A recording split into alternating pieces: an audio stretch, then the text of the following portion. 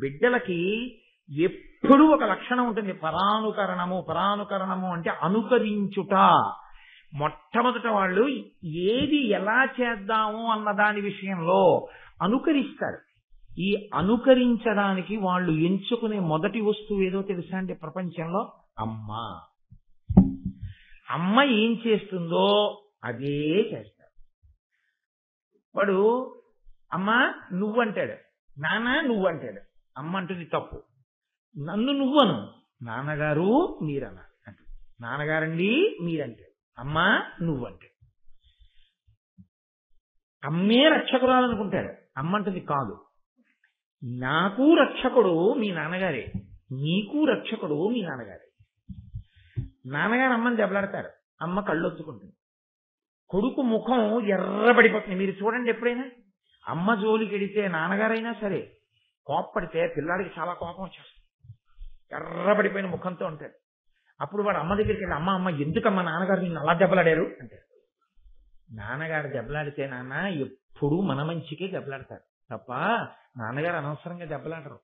నాన్నగారు దెబ్బలాడారని నేను ఏడవట్లేదు, నాన్నగారు దెబ్బలాడేంత వరకు నేను ఈ విషయం ఎందుకు తెలుసుకోలేకపోయాను ఏడుస్తున్నాను అని అమ్మందనుకోండి, వాడికి నాన్నగారు దెబ్బలాడేంత వరకు మనం తప్పు తెలుసుకోకుండా ఉండకూడదు, నాన్నగారు దెబ్బలాడే స్థితి ఇవ్వకూడదని తెలుసుకుంటాడు.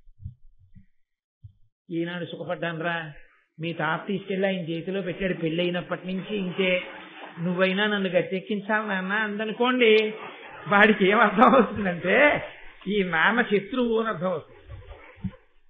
నేను యథార్థం మనవి చేస్తున్నాను. పైకి నేను నవ్వుకి సంబంధించిన విషయాన్ని చెప్పానని మీరు అనుకోకూడదు. పాపం విర్రాయిని దెబ్బతినేస్తాడు ఆ చిత్తశివుడు వచ్చేటప్పటికే. అమ్మ అలా మాట్లాడకూడదు. అందుకే ఒకవేళ నువ్వు అలా మాట్లాడతావేమో మాట్లాడకు సుమా అని చెప్పి సన్నికలు తొక్కిస్తారు పెళ్లిలో. నువ్వు ఈ రాయి ఎంత గట్టిగా ఉందో నీ మనసు కూడా అంత గట్టిగా ఉంచుకో, నువ్వు అన్న మాట చాలా దూరాలు వెళ్ళిపోతాయి. నువ్వు మా తమ్ముడు గురించి ఏమైనా అంటే కాపురం వెళ్ళిపోతుంది.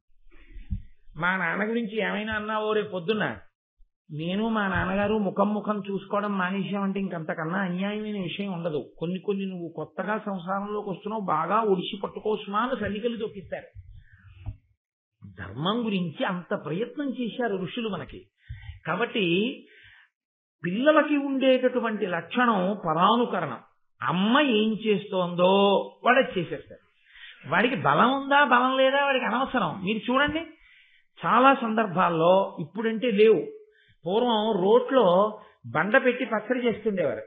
పచ్చడి చేస్తూ ఆ రోజుల్లో వెళ్ళడం అంటే సెల్ ఫోన్ మోగిందని ల్యాండ్ ఫోన్ మోగిందని వెళ్ళడం ఉండేది కాదు. ఆ రోజుల్లో వెళ్ళడం అంటే ఎవరో తలుపు కొట్టారని వెళ్ళేవారు. తలుపు కొట్టారంటే పిల్లాడు బుడిబుడి నడకలతో వచ్చి వాడు రోటిని ఇలా ఓ చేత్తో పట్టుకుని ఓ చేత్తో ఆ బండ వీడికి అందరు ఆ బండ పట్టుకుని ఏదో దంపేసే ప్రయత్నం చేసి ఆ పచ్చిమిరపకాయ ముక్క కళ్ళల్లో పడిపోయి దారుమని ఇచ్చేవాడు. అమ్మ దంచుతోంది, వీడు దంచుతాడు. అమ్మ ఏం చేస్తుందో వాడు చూసి అదే చేసే ప్రయత్నం చేస్తాడు. ఆ విషయంలో వాడి సమర్థత అసమర్థత మర్చిపోతాడు. అమ్మ చెప్తుంది ఇది నువ్వు చేయకూడదు, తప్పు, నాన్న నువ్వు అలా చేయకూడదు, దాని జోలికి వెళ్ళకూడదు. అందుకే అమ్మ దైవం అండి. అమ్మ లేకపోతే, అమ్మ అన్న శబ్దం లోకంలో లేకపోతే ఈ సృష్టి ఆగిపోతుంది. వెంటనే ప్రతి క్షణం దిద్దుతుంది అమ్మ. అలా చెప్పగా వాడు పరిణతి పొందుతాడు. ఆది పర్వంలో ఈ అమృతాపహరణము అనేటటువంటి ఘట్టము గరుడోత్పత్తి ఏదైతే ఉందో అదే మిగిలినటువంటి భారత కథకంతటికీ కూడా సూచనగా ఉంటుంది. గాంధారి యందు ఈ అసూయా విశేషం ఉంది. ఈ అసూయా విశేషం ఉన్నటువంటి గాంధారికి పుట్టిన వాళ్ళు 9. ఈ అసూయ లేని కుంతి మాద్రికి పుట్టిన వాళ్ళు 5. వాళ్ళ 5 దేవతాంశ సంభూతులు. వీళ్ళు 9 కలిపురుషునికి సంబంధించినటువంటి ప్రకోపాలు. అందుకే ఆ 5 మీద వాళ్ళు ఎప్పుడూ అసూయతోటే జీవించారు. ఆ 5 అసూయని పోగొట్టే ప్రయత్నం ఎన్నడూ చెయ్యలేదు ధృతరాష్ట్రుడు, ఎన్నడూ చెయ్యలేదు గాంధారి. త్రికరణ శుద్ధిగా చెయ్యలేదు. చెయ్యనటువంటి కారణం చేతనే మీకు ఎదరెదర మహాభారతంలో ధృతరాష్ట్రుని యొక్క జీవన స్థితి ఎలా ఉంటుంది అన్నది మీకు అర్థం అవుతుంది. అదే కత్తి కుడిపేసింది. 9 కొడుకులున్న గాంధారికి చిట్ట చివర ఒక్క కుమారుడు కూడా మిగలలేదు. 5 కుమారులు ఉన్నటువంటి పాండురాజుకి 5 కుమారులు మిగిలారు. ఎక్కడ ధర్మం ఉంటుందో, ఎక్కడ అసూయ లేకుండా ఉంటుందో అక్కడ దేవతాశక్తులు నిలబడతాయి. మనిషి జీవితంలో అత్యంత ప్రధానంగా పరిశీలించుకోవలసినటువంటి విశేషం ఏదైనా ఉంటే అసూయయే. ఎందుకో తెలుసా అండి?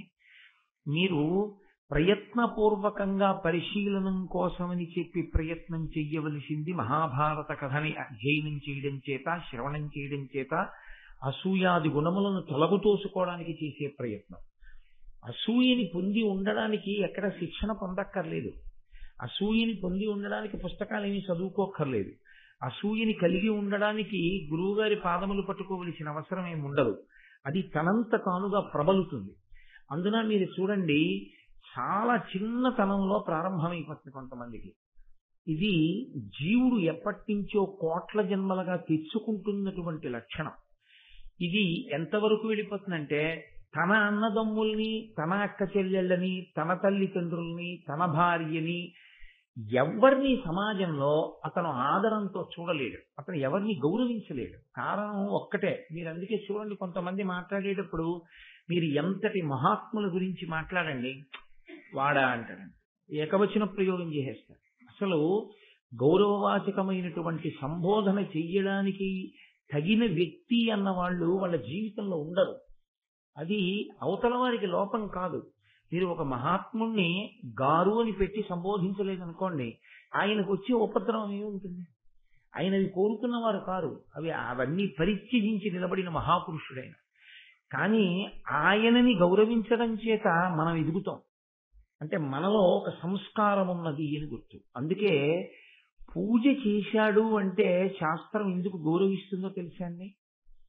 మీ శక్తికి కారణమైన వాణ్ణి ఒకణ్ణి మీరు గుర్తించి ఆరాధించడం చేత మీలో సుగుణములు ఉన్నాయి అని గుర్తు. మీరు ఈశ్వరుణ్ణి పూజ చేశారు అనుకోండి, ఈశ్వరుణ్ణి పూజ చేస్తే ఈశ్వరుడు ప్రీతి చెందుతాడన్నది కాదు అసలు యథార్థానికి సిద్ధాంతం. ఎవడు పూజ చేశాడో వాడు పూజనీయుడవుతున్నాడు అని గుర్తు. అది అసలు యథార్థం. ఒక మహాత్ముడు కనపడినప్పుడు నేను వంగి ఆయన పాదములకు నమస్కరించగలిగాను అనుకోండి, నాలో ఒక మంచి గుణం ఉన్నది, నా యందు పూజనీయమైన లక్షణం ఒకటి ఉన్నది అని గుర్తు. నాకు వినయం ఉంది, వేరొకరిలో ఉన్న మంచి గుణాన్ని నేను గుర్తించగలను. ఆ మంచి గుణాన్ని చూసి నేను ఇంకా ఇంత గొప్ప స్థితిని పొందలేదు, ఎంత సాధన చేస్తే మహానుభావుడు ఆ స్థితిని పొందాడు, అటువంటి వారి ఆశీర్వచనంతో ఎప్పటికైనా నేను ఆ స్థితిని పొందాలి అన్న గౌరవ భావంతో మీరు వంగి నమస్కరించారనుకోండి, ఇప్పుడు మీరు పెరుగుతున్నారు. మీ వినయం, మీ పూజ, మీరు చేసినటువంటి ఆ పూజ్య భావన చేత మీరు పూజనీయులయ్యారు, మీరు గౌరవింపదగిన వారయ్యారు. మీరు నమస్కరిస్తే మీ అబ్బాయి నమస్కరిస్తాడు.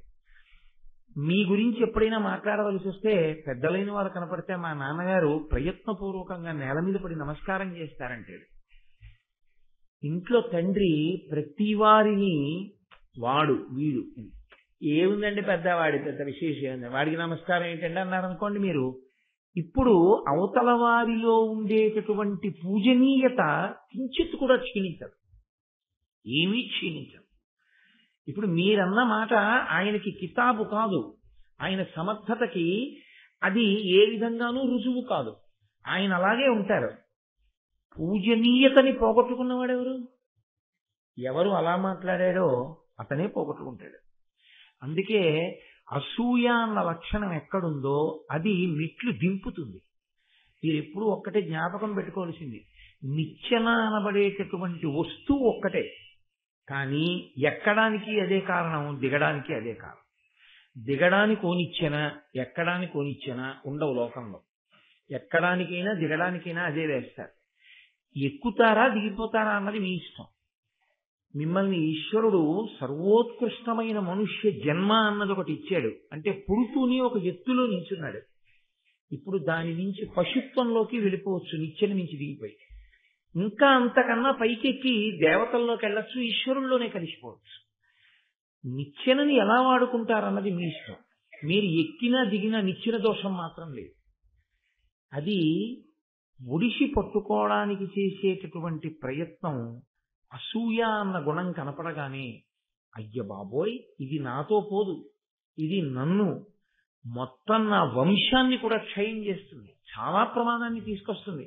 కాబట్టి నేను ప్రయత్నపూర్వకంగా ఈ అసూయ స్థానంలోకి వేరొక దాన్ని తీసుకురావాలి. దేన్ని తీసుకురావాలి? మీరు చాలా జాగ్రత్తగా పరిశీలన చేయవలసి ఉంటుంది. అసూయ కలగడానికి కారణం ఏంటి? ఆయన మీకన్నా గొప్పవాడిగా కనపడడం వల్లనే మీరు అసూయ పొందారు, లేకపోతే అసూయ రాదు. ఇప్పుడు ఆయన గొప్పవాడిగా కనపడడానికి ఏ కారణం వల్ల నిజంగా కనపడ్డాడు? నువ్వు అసూయ కాసేపు పక్కన పెట్టు, పరిశీలన చెయ్యి. లోపల ఒకసారి పరిశీలన చెయ్యాలి. ఆయన ఎందువల్ల గొప్పవాడయ్యాడు? ఏదో ఫలానా విభూతి, ఫలానా కారణం చేత ఆయన గొప్పవాడయ్యాడు. ఆయన క్రమశిక్షణ అటువంటిది, ఆయన సాధన అటువంటిది. శహబాష్. అసూయమాయి ఆయన చేసిన సాధనలో నువ్వు ఎంత సాధన చేయగలవు?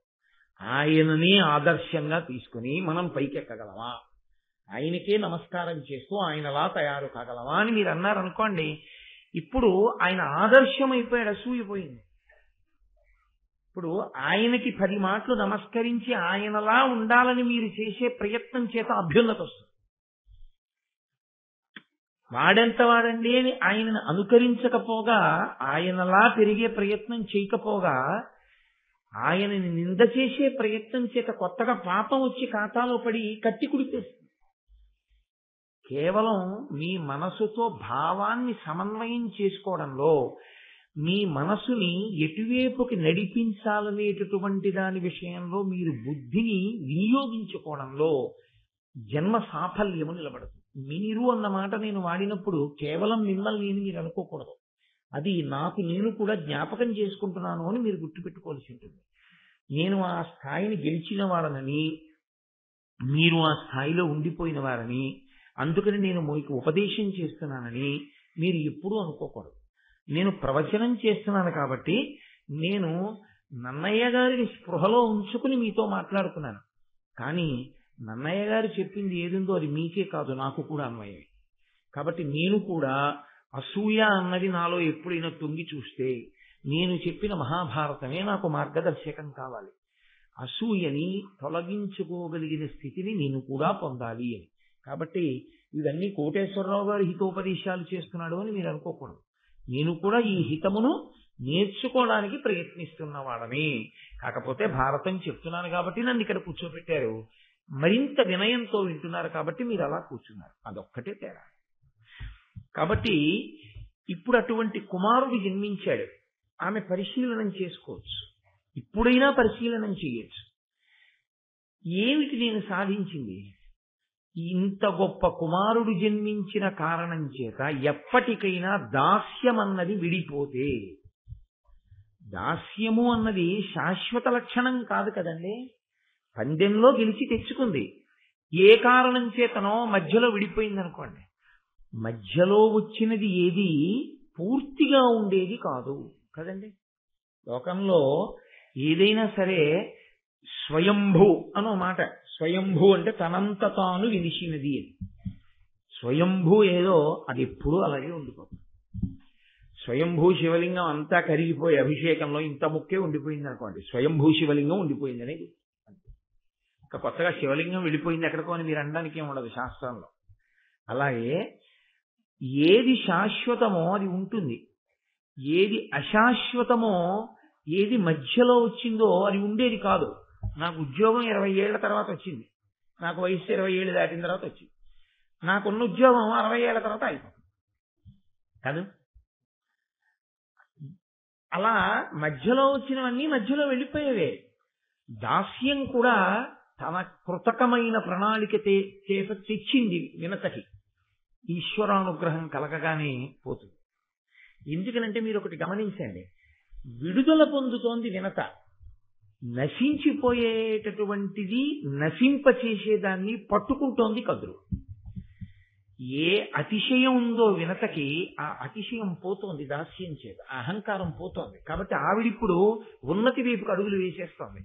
ఒక చెడుగుణం పోతోంది ఆవిడికి, కానీ తనకి ప్రతి క్షణం అసూయని పెంచుకుంటోంది. దీనివల్ల నిన్ననే అనేసింది, ఎక్కడో ఎవరో ఏదో చెయ్యక్కర్లేదు కొత్తగా, ఏ అసూయ తన కడుపులో ఉందో ఆ అసూయ వినతమించి పెంచి పోషించడం వల్ల తన బిడ్డల మీదకే వెళ్ళి తన బిడ్డలకి శాపవాక్కిచ్చి ఏమిటి సాధించుకుంటోంది? మహాభారత సందేశం చాలా ముఖ్యం. ఆ సందేశాన్ని పట్టుకోగలిగితే అది వ్యాస భగవాను యొక్క ఆర్తి, అది నన్నయ భట్టారకుని యొక్క ఆర్తి. అందుకని మహానుభావులు మహాభారతాన్ని ఇచ్చింది. ఇది తొలగతోసుకుని అభ్యున్నతి పదంలో నడవాలి. ఆర్షధర్మంలో ఉన్న వాళ్ళ కాదు, ఎవరైనా వాళ్ళు అలా ఆర్షధర్మంలో ఉన్న వాళ్ళ కోసం మాత్రమే రచన ఎప్పుడూ చేయలేదు. వాళ్ళు సమస్త మానవాళి కోసమే రచన చేశారు అని చెప్పవలసి ఉంటుంది. కాబట్టి ఇప్పుడు వినతకి నమస్కరించినటువంటి గరుత్మంతుణ్ణి చూసింది. ఏమవుతాడైనా? కొడుకే తనకిని ప్రేమార దగ్గరకి తీసుకోవచ్చు, కౌగిలించుకోవచ్చు, ముద్దు పెట్టుకోవచ్చు, తొడ మీద కూర్చోబెట్టుకోవచ్చు. నాన్న ఎంతటి బలపరాక్రమవంతుడివిరా, నీలాంటి వాడు కొడుకుగా జన్మించడం వల్ల నేను మీ అమ్మ కూడా అభ్యున్నతిని పొందాం. నీవు పుట్టిన సందర్భంలో నేను మీ అమ్మకు ఒక కానుకిస్తున్నాను, ఇక దాసి కాదు. మేమిద్దరం సహజంగా పుట్టుకతో అక్క చెల్లెళ్ళం. మధ్యలో వచ్చింది పందేలలో ఈ దాస్యం, అది శాశ్వతంగా ఉండవలసిన విషయం కాదు, విడిచిపెట్టేస్తున్నాను అని ఉంటే మహాభారతం ఇంకోలా ఉండేది కాదు. అలా అనలేకపోయింది. కడుపు మరింత మండిపోయింది. ఇటువంటి కుమారుడా! వెంటనే ఆవిడికి వచ్చినటువంటి ఆలోచన ఏమిటో తెలుసా అండి? దాసికి చెందినది కూడా నాకు దాస్యమునకే ఉపయోగపడాలి. ఇది ఆవిడకి వచ్చినటువంటి ఆలోచన. అంటే నేను ఏదైనా ఒక వస్తువుని కొనుక్కున్నాను అనుకోండి, ఆ వస్తువుకి పెరిగే లక్షణం ఉందనుకోండి, ఏ కారణం చేతనన్నా. నేను ఓ 1/4 కిలో శనగలు కొనుక్కున్నానండి. కొనుక్కుని అందులో ఏదో 100 గ్రాముల శనగలు నానబోసాను. ఒక బట్టికెళ్ళి ఏదో కుండీలో వేసాను. ఇప్పుడు మొలకలయ్యి ఇంకొన్ని శనగలు వచ్చాయి. ఎవరివి అవి? అవి కొట్టువాడివండి. అదేంటంటే ఈ శనగలు మాత్రమే నావి, 100 గ్రాముల శనగలు వచ్చిన మళ్ళీ శనగలు ఏమున్నాయో యజమానికి ఇచ్చేయాలని అంటానా? నేను కొన్న శనగల వలన ఉత్పాదమైనటువంటి ఇతర శనగలు ఏమున్నాయో, ఫలసాయముగా వచ్చిన ఇతర శనగలు ఏమున్నాయో అవి కూడా నావే. అలా వ్యక్తులకు కూడా అన్వయం చేసింది ఆవిడ. వినత దాసి అయితే వినతాపుత్రుడు కూడా నాకు దాస్యం చేయవలసిన వాడే. ఇప్పుడు ఇది ఇంకా ఎంత దూరం వెళ్ళిందో తెలుసా అండి? ఆమె నాకు దాసి అయితే వీడు నా పుత్రులకు దాస్యం చెయ్యాలి అంటే ఎంత దూరం వెళ్ళిపోయిందో చూడండి. ఆ వక్రమైన ఆలోచన ఎంత అసూయతో వెళ్ళిపోయిందో చూడండి. వెళ్ళి ఆవిడంది వెంటనే ఆ పిల్లవాడిని చూసి, ఆ గరుత్మంతుణ్ణి చూసి, లోకమంతా మునులకు, ఋషులకు, దేవతలకు స్తోత్రం చేయవలసిన లక్షణం గరుత్మంతుడిలో కనపడింది. కద్రువకి కనపడలేదు. అంటే ఏమనుకోవాలి? గరుత్మంతుడిలో లేదనుకోవాలా? ఈవిడికి కనపడలేదనుకోవాలా? ఈవిడికి కనపడలేదనవలసి ఉంటుంది. ఈవిడికి కనపడకపోవడం గరుత్మంతుడికి తక్కువతనం మాత్రం కాదు కదా. గరుత్మంతుడికి తక్కువతనం కాకపోవడం ఎప్పటికో అప్పటికి గరుత్మంతుడి ఎక్కువతనమే తల్లికి ప్రయోజనాన్ని చేకూరుస్తుంది. ఇది మీరు ఏ విషయంలోనైనా లౌకికంగా కూడా అన్వయం చేసుకోవడం నేర్చుకుంటే మీరు చాలా హాయిగా జీవనం చెయ్యగలిగినటువంటి స్థితి వస్తుంది. అసలు ఆశ్చర్యం ఏమిటో తెలుసా అండి? లోకంలో ఉన్న బలాలన్నీ మీ బలాలే. అప్పుడు తనకి అని ఉన్నది ఒక్కటే తనది కాదు. మీరు పరమ ప్రేమతో అందరితో కలిసి ఉన్నారనుకోండి, వాళ్ళ బలం మీ బలం. ఇప్పుడు ఇవాళ సాయంకాలం మా ఇంటికి ఓ దంపతులు వచ్చారు. పేరెందుకు? ఆ దంపతులకి ఒక్కడే కొడుకు. వాడికి TCS లో మంచి సాఫ్ట్వేర్ ఇంజనీర్గా ఉద్యోగం వచ్చింది. వాడు ఏదో ట్రైనింగ్కి వెళ్ళి వాడికి ఫస్ట్ నెల జీతం వచ్చింది. ఇప్పుడు వాడు ఆ జీతంలో ఎవరికి కొనాలి బట్టలు? వాళ్ళ అమ్మగారికి నాన్నగారికి కొనుక్కుంటూ చాలు. అథవా వాళ్ళ నాయనమ్మ గారికి, తాతగారికో, అమ్మమ్మ గారికో, తాతగారికో కొనాలి. వాడు గురువు గారికి అమ్మ బట్టలు కొని, నాన్నగారండి కుట్టించేయండి, లేకపోతే మళ్ళీ గురువు గారు ఎవరికైనా ఇచ్చేస్తారేమో అని వాడు చిన్నవాడు. వాడు ఎక్కడో ట్రైనింగ్ అవుతూ మొదటి నెల జీతంలో వాడు ఇక్కడికి పంపించి డబ్బులు వాడు బట్టలు కుట్టించి వాడు వచ్చి బట్టలు పెట్టి నమస్కరించి వెళ్ళాడు. ఇప్పుడు ఆ దంపతులకి కొడుకైన వాడు నాకు వాళ్ళిద్దరూ కూతురు అల్లుడు వరుస అయితే వాడు నాకు మనవడే. కాలంలో నాకు ఇంకా మనవలు పుట్టలేదు, కానీ తాతగారు అని గౌరవించి అభ్యున్నతి కలగగానే నా తాతగారికి బట్టలు కుట్టించే మనవడు కూడా నాకు వచ్చేసాడా లేదా? అదే అంటే నేను ఒక ఉదాహరణకి చెప్తున్నాను సుమండి, గొప్పకని కాదు. ఏదో నాలో ఏ మంచితనం లేకపోయినా వాళ్ళకి నా యందు మంచితనం కనపడింది వాడికి. అందుకని వాడు నన్ను తాతగారిని చేసుకోగలిగాడు. నేను వాడిని మనవాడిని చేసుకుని ఓ ప్యాంటు చొక్కా సంపాదించుకోగలిగాను అనుకోండి. పోని నేను అదే కుటుంబంతో నాకు ద్వేషం ఉందనుకో, ఈ ప్రేమ ఉంటుందా? ఈ ప్రేమ ఉండదుగా. రేపు వాడికి ఓ భార్య వస్తుంది, బిడ్డలు వస్తారు, నా శరీరానికి పెద్దరికం వయసు వస్తుంది. నేను రేపు పొద్దున్న హైదరాబాద్లో దిగాను అనుకోండి, వాడు గబగబా కారు పట్టుకొచ్చి మా ఇల్లు దగ్గరండి, మీరు చెప్పే ఉపన్యాసాల వేదికి మీరు ప్రశాంతంగా హాయిగా మా ఇంట్లో ఉండండి. ఎక్కడిది అనుబంధం? ఎక్కడిది ప్రేమ? అంటే కేవలం ప్రేమ చేత మీరు అసూయని విడిచిపెట్టగలిగితే లోకంలో ఉన్న వాళ్ళవన్నీ మీవే. ఎందుకో తెలుసా అండి? వాళ్ళు పరమ సంతోషంతో పరమ ప్రేమతో మీ పక్కకొచ్చి నిలబడతారు. అదొక్కటి సాధించుకోలేకపోతే జీవితంలో అసూయతో ప్రతి వాళ్ళని దూరం చేయడం నేర్చుకుంటే వారికి ఉన్నవన్నీ మిమ్మల్ని కాల్చేవై కూర్చుంటాయి. అది ఆ చిన్న మెళకు ఒక్కటి వస్తే చాలు, అది అసూయని పరిచయించడం వల్ల వస్తుంది. నేను 1కి 10 మాటలు దాన్ని ఎందుకు అన్ని మాటలు చెప్తావు అని అనుకోకండి. నా తాపత్రయం వల్ల ఏంటంటే అసలు యథార్థానికి అసలు ఈ ఘట్టాలని యథార్థంగా వినవలసిన వాళ్ళు ఎవరో తెలుసా అండి? చిన్నపిల్లలకి చెప్పాలి ఈ ఘట్టాలని.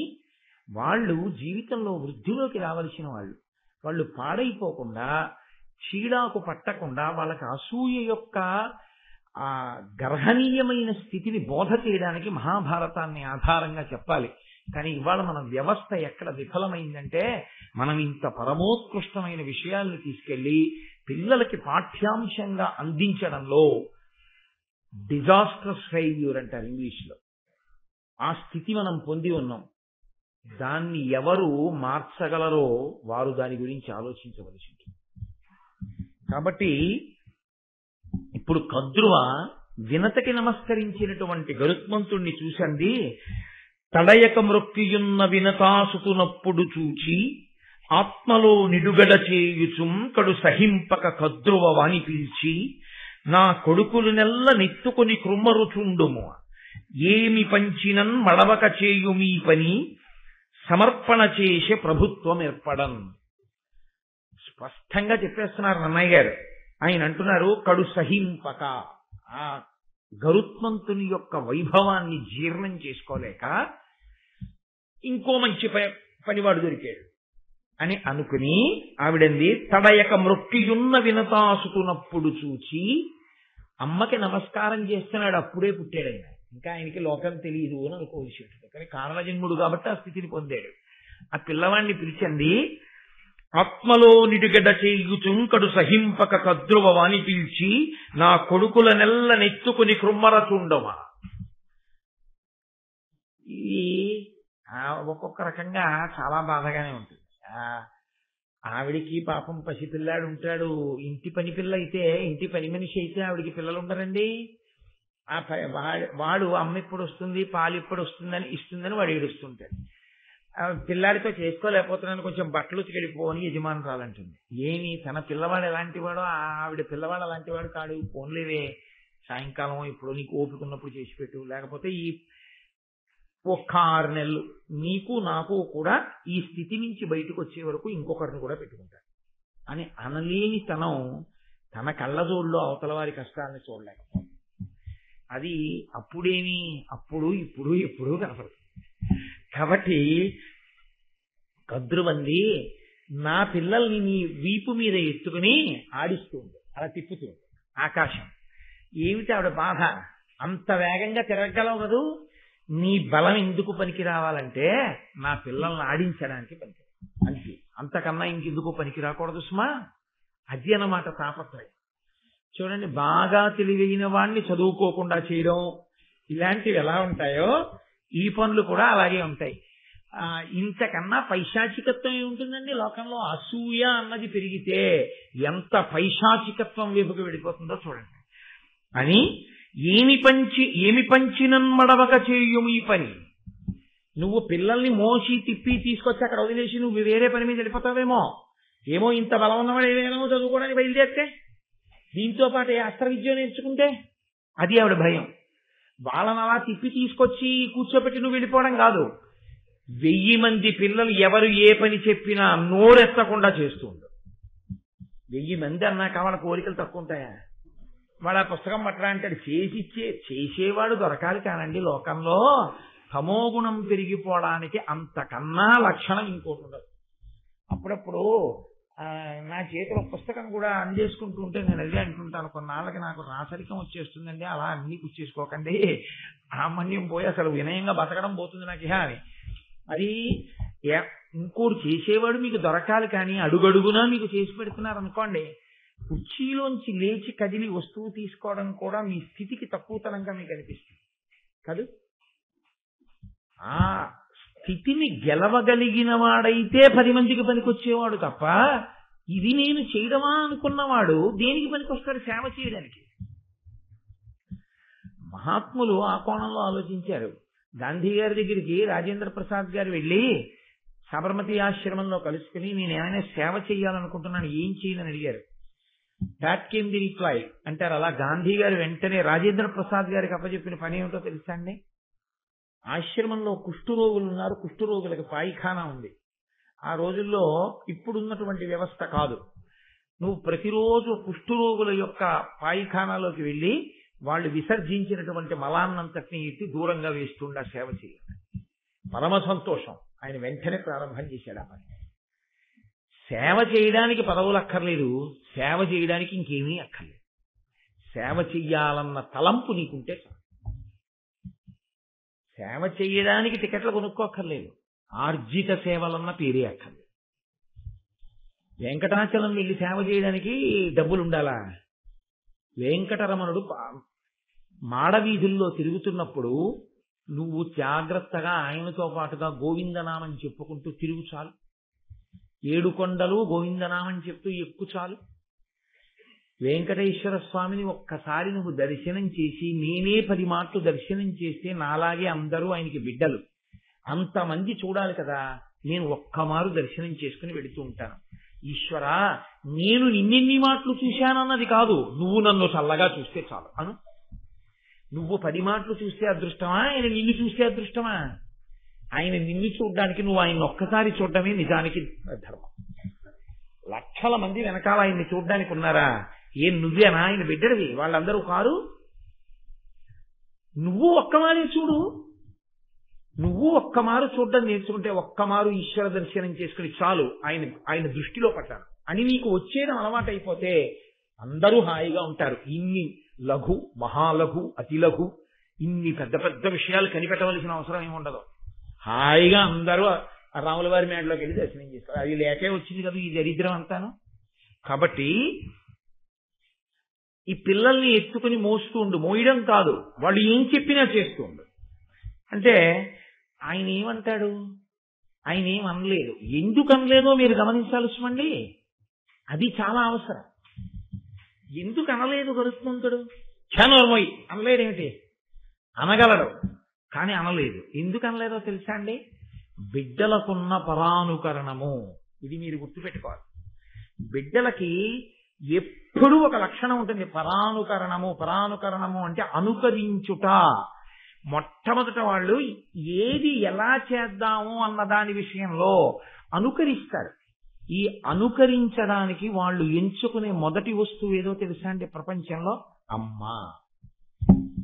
అమ్మ ఏం చేస్తుందో అదే చేస్తారు.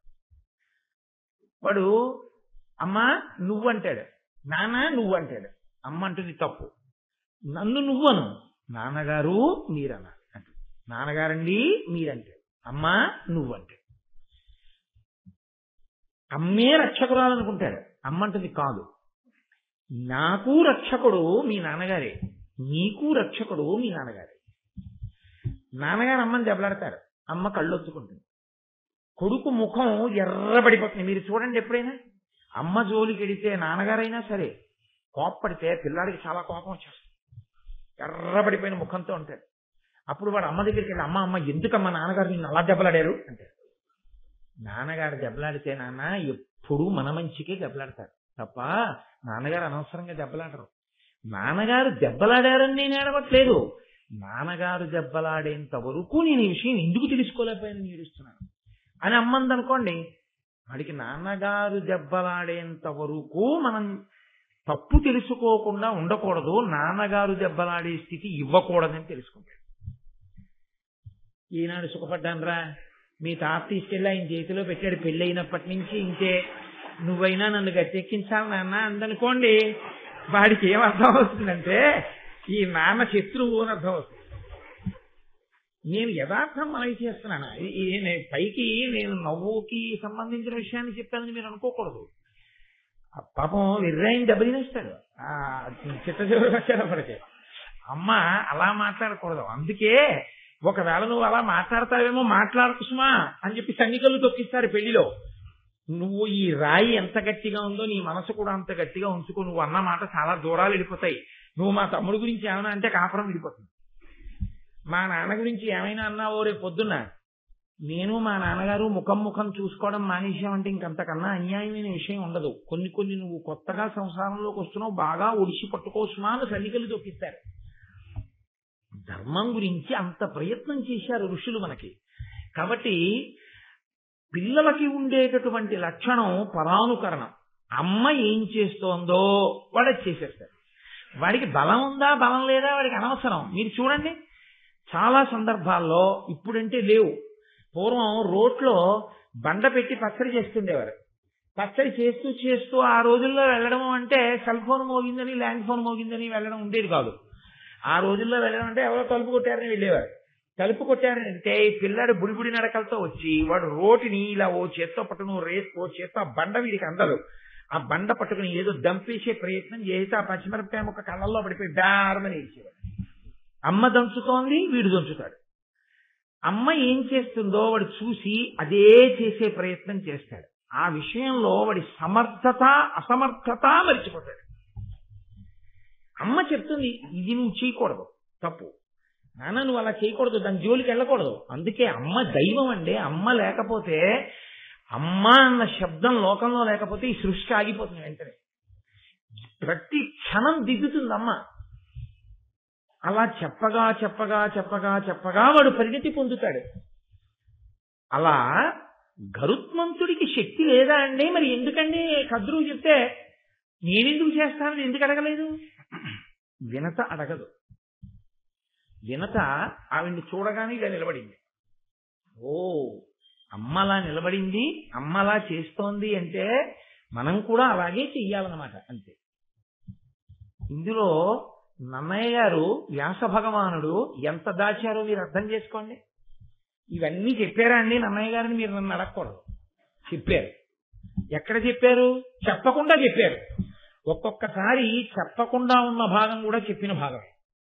ఎందుకో తెలుసా అండి, నేను ఇప్పుడు వాక్య నిర్మాణం చేసి మీతో మాట్లాడుతున్నప్పుడు నా ఊపిరి అయిపోయే వరకు వాక్య నిర్మాణం చేసి మళ్ళీ ఊపిరి కొరకు ఊపిరి తీసుకునేటప్పుడు మధ్యలో ఒకసారి ఆగుతాను. ఇది ఇప్పుడు ఆగలా, మళ్ళీ ఊపిరి తీసుకుని వాక్య నిర్మాణం చేస్తాను. కోటేశ్వరరావు గారు చెప్పిన ఉపన్యాసం అనగా ఆ మధ్యలో ఉన్న ఖాళీలు తీసివేయవలను అంటారండి మీరు. ఇదంతా కూడా ఉపన్యాసమే కాదు. అలాగే అమ్మని అనుకరించుట అన్న మాట గురించి నన్నయ్య గారు ఎక్కడ చెప్పారని అనకూడదు. అంత బలం ఉన్నవాడు కద్రువు చెప్తే చేశాడు అంటే వినత చేసింది కాబట్టి చేశాడు.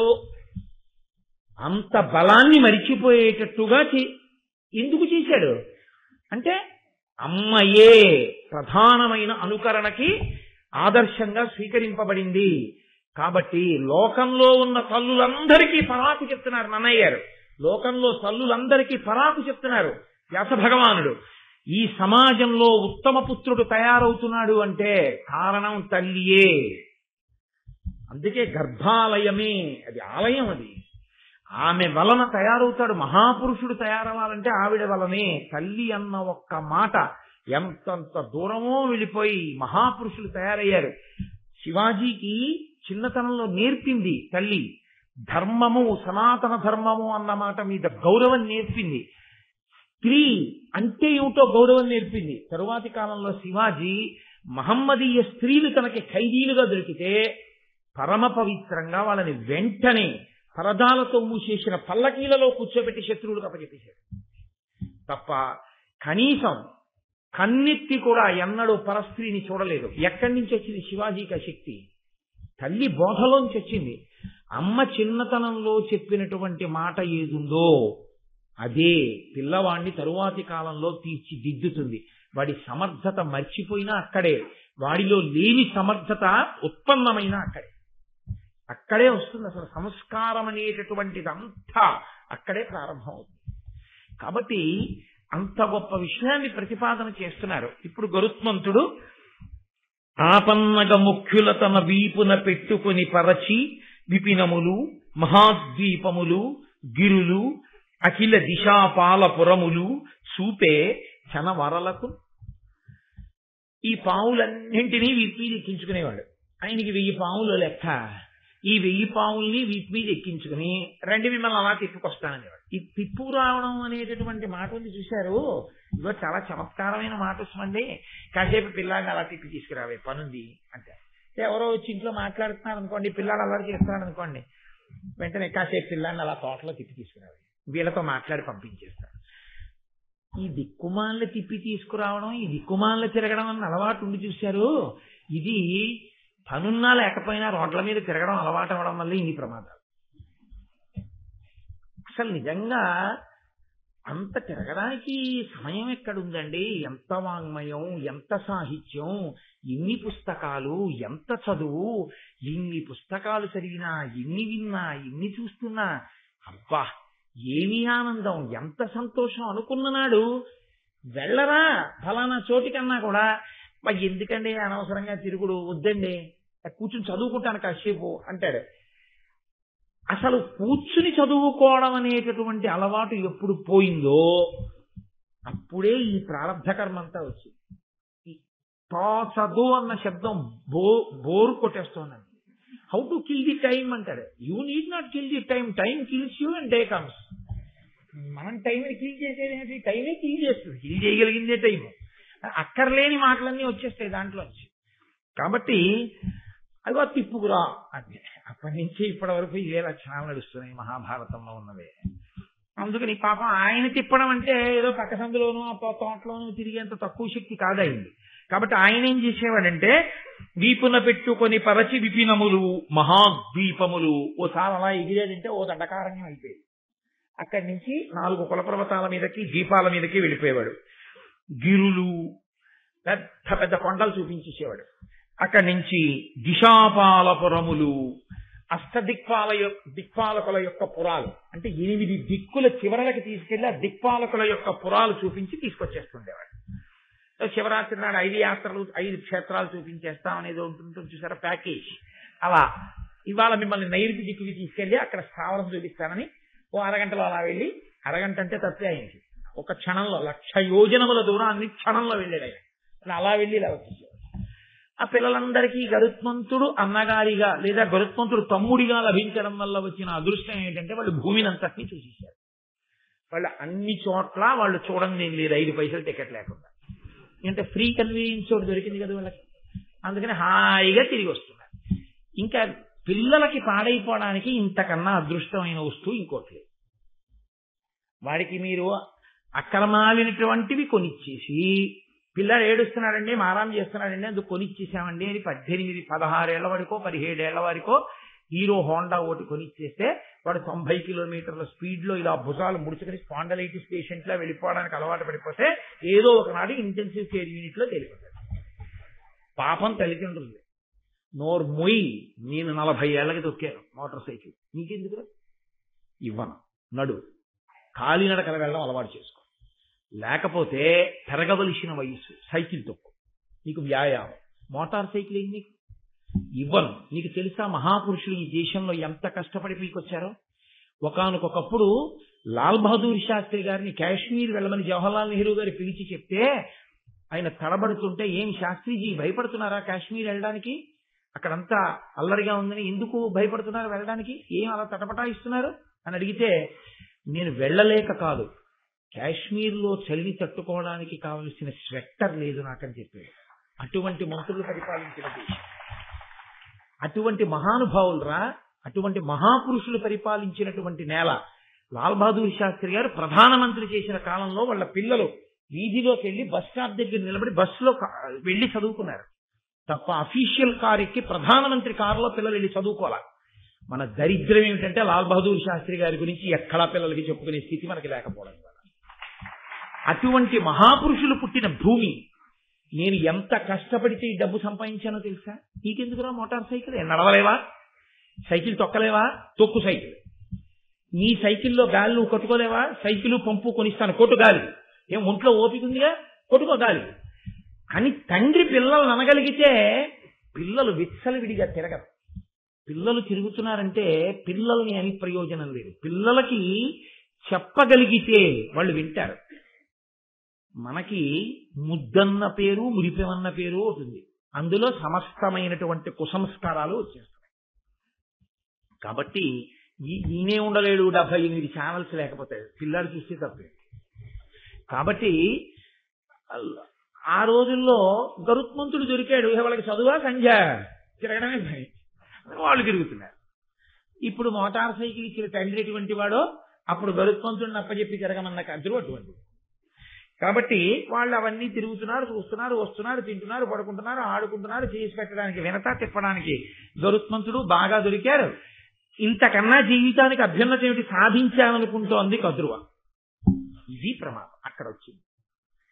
కాదు ఇలా ఉండకూడదు అని ఆవిడ అనుకుని ఉండుంటే ఏదో వాడంతా ముచ్చట పడుతున్నాడు కొందరు మోటార్ సైకిల్ అనని తల్లి అయ్యి ఉంటుంది కాదు. కాబట్టి అంటే నేను దాన్ని యథార్థంగా ఇవాల్టి సమాజానికి అన్వయం చేయడానికి ఆ మాట వాడుతున్నాను అని మీరు అర్థం చేసుకోవాల్సి ఉంటుంది తప్ప నేను ఎవరిని వ్యక్తిగతంగా అంటలేదు అని మీరు గుర్తుపెట్టుకోవాల్సి ఉంటుంది. ఇప్పుడు రోజు తిప్పుతున్నాడు, తీసుకొస్తున్నాడు, చక్కగా కాలం గడిచిపోతోంది. ఒక రోజు ఆయన ఏం చేశాడంటే అక్కడికి వెళ్ళామా, ఈశాన్య దిక్కుకి వెళ్ళామా, చూసేశాం కదా, నైరుతి దిక్కు చూసేశాం కదా, ఇది చూసేశాం కదా అన్న మాట ఒకటి ఉంటుంది. కాబట్టి ఇక మళ్ళీ వాడు అక్కడికి వెళ్ళడు. తిరుపతి అయినా సరే నాతో కొంతమంది అంటుంటారు, తిరుపతి వెళ్ళినప్పుడు అక్కర్లేదు కానీ మీరు ఇంకెక్కడికైనా వెళ్ళినప్పుడు చెప్తురు అంటారు. అంటే నాకు చాలా ఆశ్చర్యంగా ఉంటుంది. తిరుపతి వెళ్ళినప్పుడు ఎందుకు వద్దు అన్నాను అనుకోండి. తిరుపతి చాలా మాటలు చూశామండి.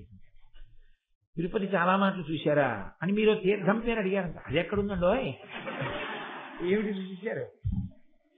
వాడు చూసేసాట తిరుపతి, ఇంకా అక్కర్లేదు వాడికి జీవితం. తిన్నన్నం ఎందుకు తింటున్నావు మరి అంటే చూసేశాం కదా అనడం ఒక లక్షణం. అదో మనస్సు యొక్క పరిణితి లేని స్థితికి ఇవన్నీ ఏవి జీవితాంతం అసలు ఎప్పుడూ చూసినా తనివి తీరకూడదో అవి చూసేశాం అనుకుంటూ ఉండడం అదొక దుష్ట లక్షణం. కాబట్టి అలా వెళదామా, దక్షిణ దిక్కుకి చూసేశాం, ఉత్తర దిక్కుకి చూసేశాం, మరి ఇంకా చూడందే ఉంది. ఆ పైకి సూర్యుడి దాకా వెళ్ళలేదు. మీ కర్మ ఎక్కడికి తీసుకెళ్తానన్నాడు. ఆయనకేం పోయింది, ఎక్కారు, బయలుదేరారు, సూర్యుడి వైపుకి పెడుతున్నాడు గరుత్మంతుడు. ఆయన అంటే తట్టుకుంటాడు, వీళ్ళకు ఉండద్దు ఆ శక్తి. నాన్నగారండి 100 కిలోమీటర్లు డ్రైవ్ చేసేయండి నాన్నగారండి, ఇంకా స్పీడ్గా వెళ్ళిపోవాలని నాన్నగారండి, ఆ కారు దాటియాలి నాన్నగారండి అని అనుకోండి. నోరు మొయ్యి అనాలి తండ్రి, గట్టిగా పట్టు కూర్చో వెళ్ళిపోదాం అని అనుకోండి. వెనకాల వాడికి బేజారు వచ్చిన తర్వాత ఆపడానికి ఉండదు. గేర్లు మార్చాలి, యాక్సిలేటర్ తగ్గించాలి, బ్రేక్ వెయ్యాలి, అది తగ్గాలి స్పీడ్. ఈలోగా వాడి కింద పడిపోతే కళ్ళు తిరిగి. కాబట్టి డ్రైవ్ చేసేవాడికి ఉన్నంత నైపుణ్యం కూర్చున్నవాడికి ఉండాలని ఎక్కడ ఉంది. కాబట్టి అలా అడగకూడదని కద్రు అన్నా చెప్పాలి. వాళ్ళు ఏం చెప్తే చెయ్యని చెప్పింది. ఆయన తప్పే ఉంది. సూర్యుడి దగ్గరికి తీసుకెళ్ళి అన్నారు, రెండు ఎక్కండి అన్నాడు. తీసుకెళ్ళడం మొదలుపెట్టాడు. మొదలు పెడితే ఆ సూర్యమండలానికి దగ్గరగా వెళ్ళిపోతున్నారు. ఇంకా బాగా దగ్గరగా వెళ్ళలేదు. గరుత్మంతుడు హాయిగా ఉన్నాడు. ఆయనకి ఈ పిల్లలు ఏమైపోయారంటే శుభ్రంగా మాడి మసి అయిపోయి పైనుంచి కింద పడిపోయారు. అందులో బతికిన వాడు లేడు, చచ్చిపోయి కింద పడిపోయారు. చిత్రం ఏమిటంటే ఆవిడ తప్పు పట్టింది గరుత్మంతుడు. ఎంత బుద్ధి లేని వాడివిరా, నీకు బుద్ధి ఉండద్దండి. అసలు నిజంగానండి ఎంత ఆశ్చర్యంగా ఉంటాయో ఇవన్నీ.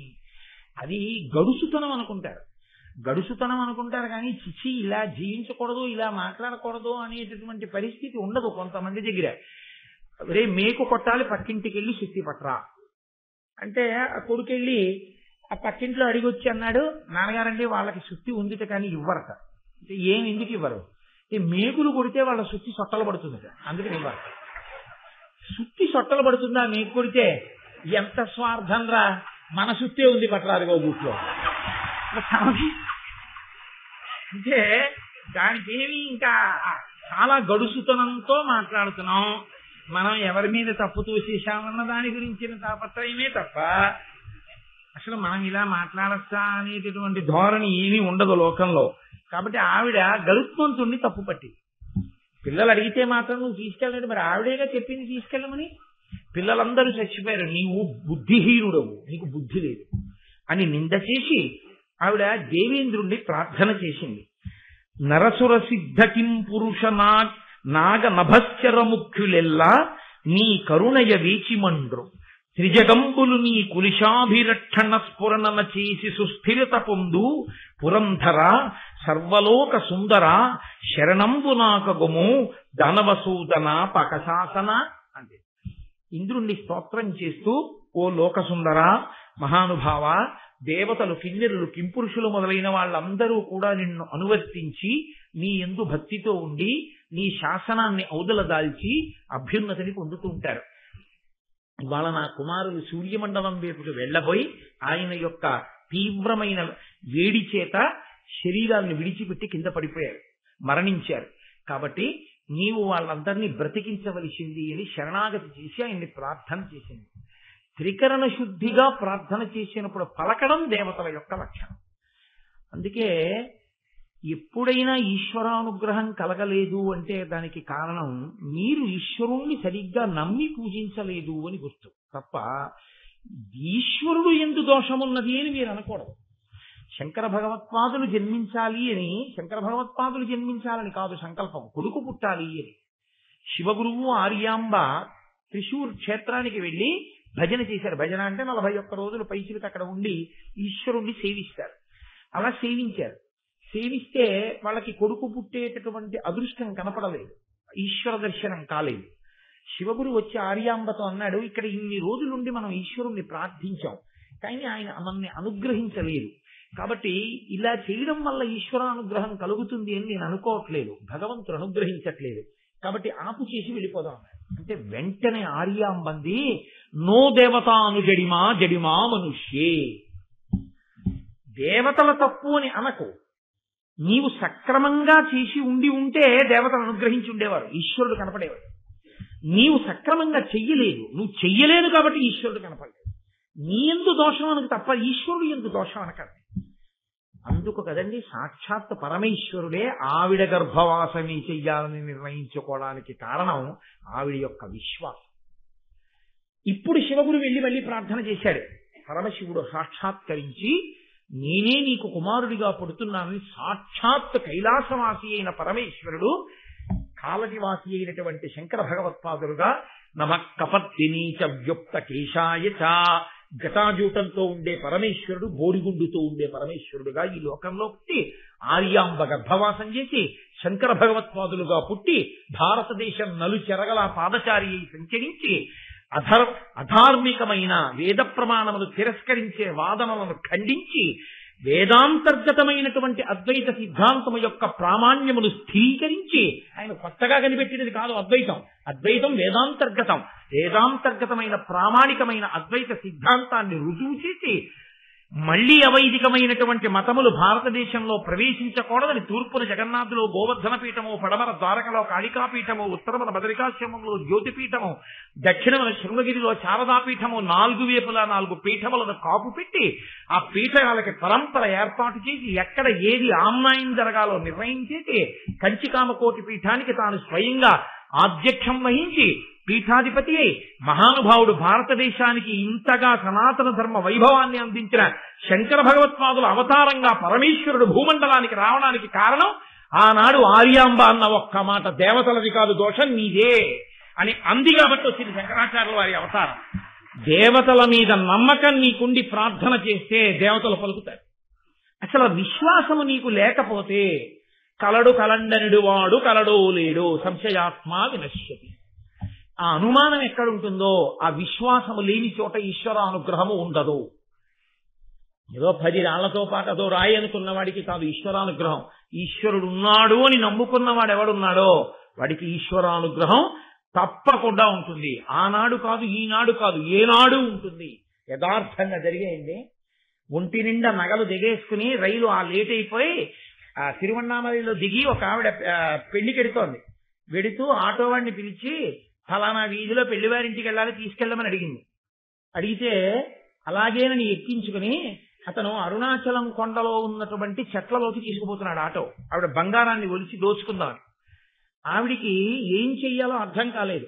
ఏం చెయ్యాలో అర్థం కాక అరుణగిరి వంక చూసి, ఇది స్థూల శివుడు అంటారు కాబట్టి నేను ఇప్పుడు ఆయన పాదాల దగ్గర నిలబడి ఉన్నాను, నేను పరమేశ్వరుడి పాదముల చెంత నిలబడి ఉండగా వీడు నా బంగారం ఒలవగలడా? ఆవిడ ప్రార్థన చేసింది.